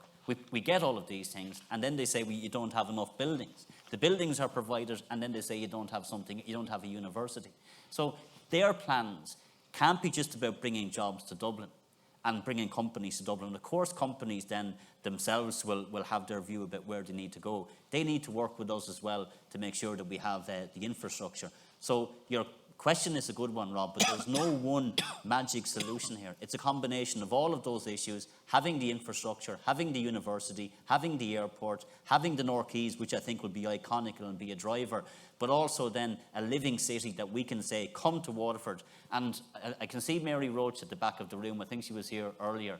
When she was elected mayor of Waterford, I remember her speech, and a couple of words that stuck with me over the last few years. She said, Waterford is a great city which has a story to tell, and we should tell that story every chance we get. And that's, I think, what we need to do as politicians and as people who live in Waterford. And if we do that, and if we're really focused and positive about what we can achieve here in Waterford, and have the imagination, the wit, the ability, and the vision to actually work with those in the IDA and Enterprise Ireland, I think we can get those jobs that you're talking about. But we won't get them if we don't have a university, and we won't get them if we don't have the infrastructure. John. Rob, I suppose thanks again as well for your work in relation to the North Keys. You know, obviously that we work closely in relation to that. But what I would say in relation to how we attract those jobs, your development is obviously going to deliver 6,900 jobs. What do we need to do more? We need to build more and better homes. Green homes, to go back to the question that was asked over there. Solar energy is a major opportunity, I think, for us here in Waterford. And some people, when we say solar energy, they think, you're mad, we're living in Ireland and, you know, we don't have the sun shining. But it's not about that, it's about light. And we have the opportunity with developments such as what's going to happen out at Kilbarry in order to create a cluster in a neighbourhood where people want to come, where people want to live. And it's by creating those communities and by politicians like us up here working with the private sector and working with developers to ensure that we can build a better Waterford. And to go back, and I've said it 3 times here tonight, and I said it in my opening remarks, it's about working together. It's about having the vision. It's about being ambitious for Waterford. And I'm sorry at times if I do come across as argumentative, but I did try and say it's my ambition. It's my passion.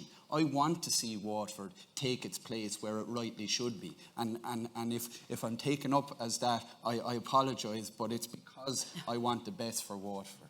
I'd like to bring in other people on this and just twist it slightly and say this, that if it's a fact that the IDA continue to say, we're doing our best, lads, but companies want to stay in Dublin where they have the infrastructure and the critical mass and all of that, is there a necessity, do you think, and if you're in power, would you entertain the idea of a 2-speed IDA, where there are additional incentives outside of the pale, or whatever you want to call it, to encourage these businesses or twist their arm a little bit to maybe come outside the pale.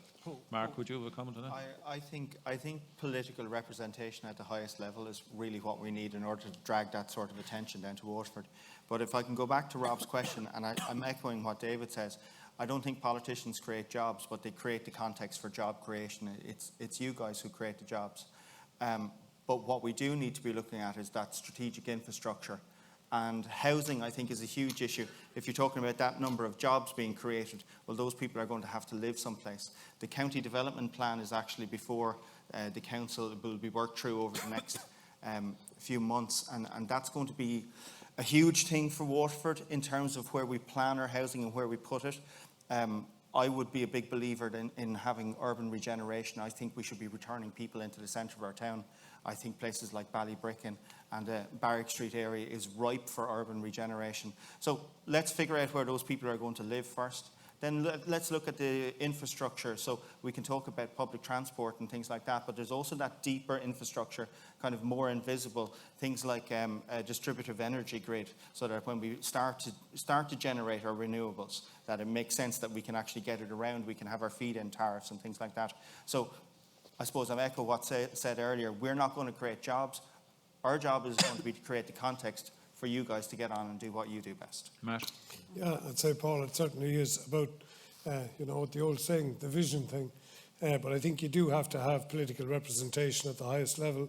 People might have, and I certainly looked at it in recent weeks, the decision to give 28 million, Heather Humphrey's decision to give 28 million to the border counties to protect against Brexit. Now, their economy is actually doing better than ours is. So that just shows you what you can do when you have people at a high level. We are going to need that. We're going to need to be able to lobby people. But just in terms of the South East, we have incredible opportunity down here. We're 9% of the population of the South East. We've 25% of the food agri sector. That's going to be a huge driver going forward. I think Mark is right. We can do an awful lot in terms of the renewable energy space, but we need to move it along. We've only one anaerobic digester working in the country at present. All of these things can be brought into agriculture. We have a huge challenge in terms of regaining biodiversity, and farmers are going to play a huge part in that. And the other thing is tourism and amenity. The farmers at the end of the day are the custodians of the land. And the land, we are intrinsically linked through the land to our culture, to our language. And the future experiential marketing of Ireland and of Waterford is going to be done largely through the rural setting. I believe that's where the growth area is going to be. And that's, I think, where we can continue and should maintain a focus. Bernadette, jobs. Yeah. Well, jobs. Whose responsibility is it? Well, it's our responsibility to have that kind of conversation starting right now, because you talk to the larger companies, they have employees. Dublin, for example, people are struggling to find accommodation in Dublin. We can open up that opportunity here to companies by having that kind of conversation. Housing costs, for example, far better here than in Dublin. But do we currently have the housing stock here? If people decided to leave Dublin tomorrow, do you think we have sufficient housing stock? Not sufficient, but certainly at a cost level. The cost of houses is far, far better here. I just don't think we join the dots enough. And I think it's one vision, one voice. Okay. We need to be having a place strategy where we're talking up our city and we have a visual appearance strategy. This is what we have here, rather than this is what we haven't got. Okay. We need the financial supports, of course. We need to look at the programs of events that we could organise, everything that attracts people. And I suppose with our inner city, I'd be looking at the work, recreation and residential aspects of this. Thanks, and I think when we join those particular dots, we can attract a lot of good companies here, high-paying jobs. Guys, we have time for one more question, and I'm going to have to call this in about 2 minutes. So with respect to the last questioner, go ahead, please. John Fogarty, auctioneer here. I'm delighted to hear everybody talking tonight about the need for new people to come to our city and new developments being created. But under on board Penala at the moment, all new planning applications have to have a very high density. And in Waterford at the moment, there just isn't a market for large-scale apartment blocks. Developers can't possibly build an apartment for the price that can be achieved here in Waterford. So what would the panel propose to do to assist developers and incentivise our buyers to achieve these? Okay. Can I start with Mary? Yeah, And we're going to run through this very quickly now, so please. John, thanks very but much. But it is an important question. Yeah. Thanks very much for the question, but I just want to briefly refer back to the last section where we spoke about jobs, and I just think one thing that wasn't mentioned going around the panel is that we can talk about foreign direct investment, but we also need a strong SME section as well. We are a small open economy, and it's very important, you know, that we recognise the work Enterprise Ireland do as well with the small and medium enterprises. Good point. In relation to your question, John, I suppose, you know, you could talk about housing all night long and the issues that are there in relation to social housing, in relation to affordable housing, in relation to high density. But I think the most important thing that we can do, and it's something that Fianna Fáil has in their manifesto, that we want to try and get people able to own their own homes again. Currently in Ireland now, we have ownership rates at 68%, which is one of the lowest since the 1970s. And we're proposing an SSIA-style scheme that would encourage people to save. People find at the moment that rents are so high, they find it impossible to save for a deposit.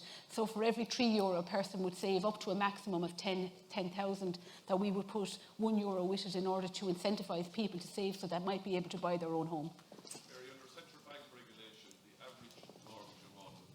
160 to 180,000 euros. Yes. The household income is 40 grand, which qualifies you for about 160,000, give or take. Yes. So it's impossible. It just doesn't work. So it's impossible. If the average income in Waterford, just let's talk about Waterford. The average income qualifies for a mortgage of in the region of 160,000 euros. How can you solve that problem? It's going to be very difficult to solve it because I suppose we all learned the mistakes of the past when the central bank were giving people mortgages of 120,000 and it was allowed to happen. And I know our party was in government at the time, so I think we Mary, have to I'm learn. sorry, I'm really coming close to the wire. I don't want to be rude, No, but I I'm just want sorry, to get... I thought the question was referred to me. Thank you. Mary, I fully agree, by the way. Does anybody in the panel feel they have an answer specifically to this question in 1 minute? Go ahead. Very quickly, John, it is an issue. We've proposed a Help to Buy scheme, which you know has helped 17,000 people in Ireland to buy their first home. We're now proposing that that be expanded from 5% to 10%, unlike the SSIA, which only caters for people that are able to save. The Help to Buy will cater for those that are paying high rents and can certainly pay sustainable mortgages but cannot get the deposit. So the 10% will be paid via the Help to Buy as a tax rebate, and it has worked successfully on the 5%, and we're now going to extend it to the 10%. There is an issue obviously in relation to the density. We've seen positive I suppose, permissions in Kilbarry where they weren't appealed to An Bord Pleanála. I think the issue is when something goes to An Bord Pleanála that they are stipulating that the density must be increased. So I think we need to be careful in terms of developments when we're putting them forward. Maybe it is better to propose them in smaller batches and don't go through the strategic housing development so that it doesn't have to go to An Bord Pleanála. And I think that's a positive way where we can try and ensure that we can have lower density housing, because that is what the market wants. Thanks, John. The zoning and the density issues are primarily an issue for the local council and the local development plan. So what the local council needs to do is look at what is the need for people in Waterford. So there is some people who obviously want low density development, and then there's other options for higher density developments. We have to get the right mix. In relation to affordability, we've seen very, very few affordable homes built in Waterford, in fact across the state over the last 10 years. The vast majority of people who want to own their own homes are paying high rents. They can't afford to save and they can't afford to buy. That's a problem for builders, because you can't build homes that people can't buy them and the banks won't give them the money. So you have to have a very ambitious public and affordable housing programme, which we in Sinn Féin have. If you don't have that, we're going to continue with this crisis where everybody is into the private rented sector, including those who need public housing, driving up the price of rents, and then developers who are building private housing can't sell them because people don't have the money to be able to buy them. That hasn't worked and it has to change. Eddie, I'm going to leave the last word with you. Just on the strategic housing development, which you quoted, David, for houses over 100, the council have actually no control or no power over the density when we've been overruled by that legislation and actually by the An Bord Pleanála. But to come back to it, Fianna Fáil did support the bill when it went through, but when the Cabinet went to and extend it, Micheál Martin stood up in the door, but in addition with our spokesperson, and opposed it. So at the moment, yes, we do need to bring the density levels down. And if you look at it in relation to our county and city development plan, it's been overruled by it. And in relation, I think Mary has certainly covered on what we're doing to deal with affordable housing. And in relation to house building, Fianna Fáil intend to build 250,000 houses over the next 5 years. And probably from the representations going up from us, we know we need affordable houses here in Waterford because of the low income and social houses. 50,000 will be social and 50,000 affordable houses over the next 5 years also. So we're fairly committed. And just on another point that was made earlier, while I was chair of the Strategic Policy Committee, we were talking about how do we bring jobs to Waterford. West Pharma has been one of the successes of Waterford. We went out and we visited Alan Wolfe out there, and he told us one of the biggest problems he has for attracting employment here in Waterford is actually providing housing for the employees. So we took that on board and we brought it back, and certainly I brought it forward to Fianna Fáil. So certainly housing is one of the things that needs to make it. SIA won't deliver more homes. Okay, but the point is we need to look at a help to buy, because John, there are people. John, you're one of the guys twisting my arm saying you want to go to see the leaders program, so now you're going to have to stop. Listen, can I just, on behalf of the audience, first of all, thank you for coming along tonight, and thank especially our panellist candidates, and may I, on behalf, I'm sure, of everybody here, wish you all very well on Saturday. Thank you very much. God bless. Okay. Thanks, David. Off you go now. Take off your mic and run.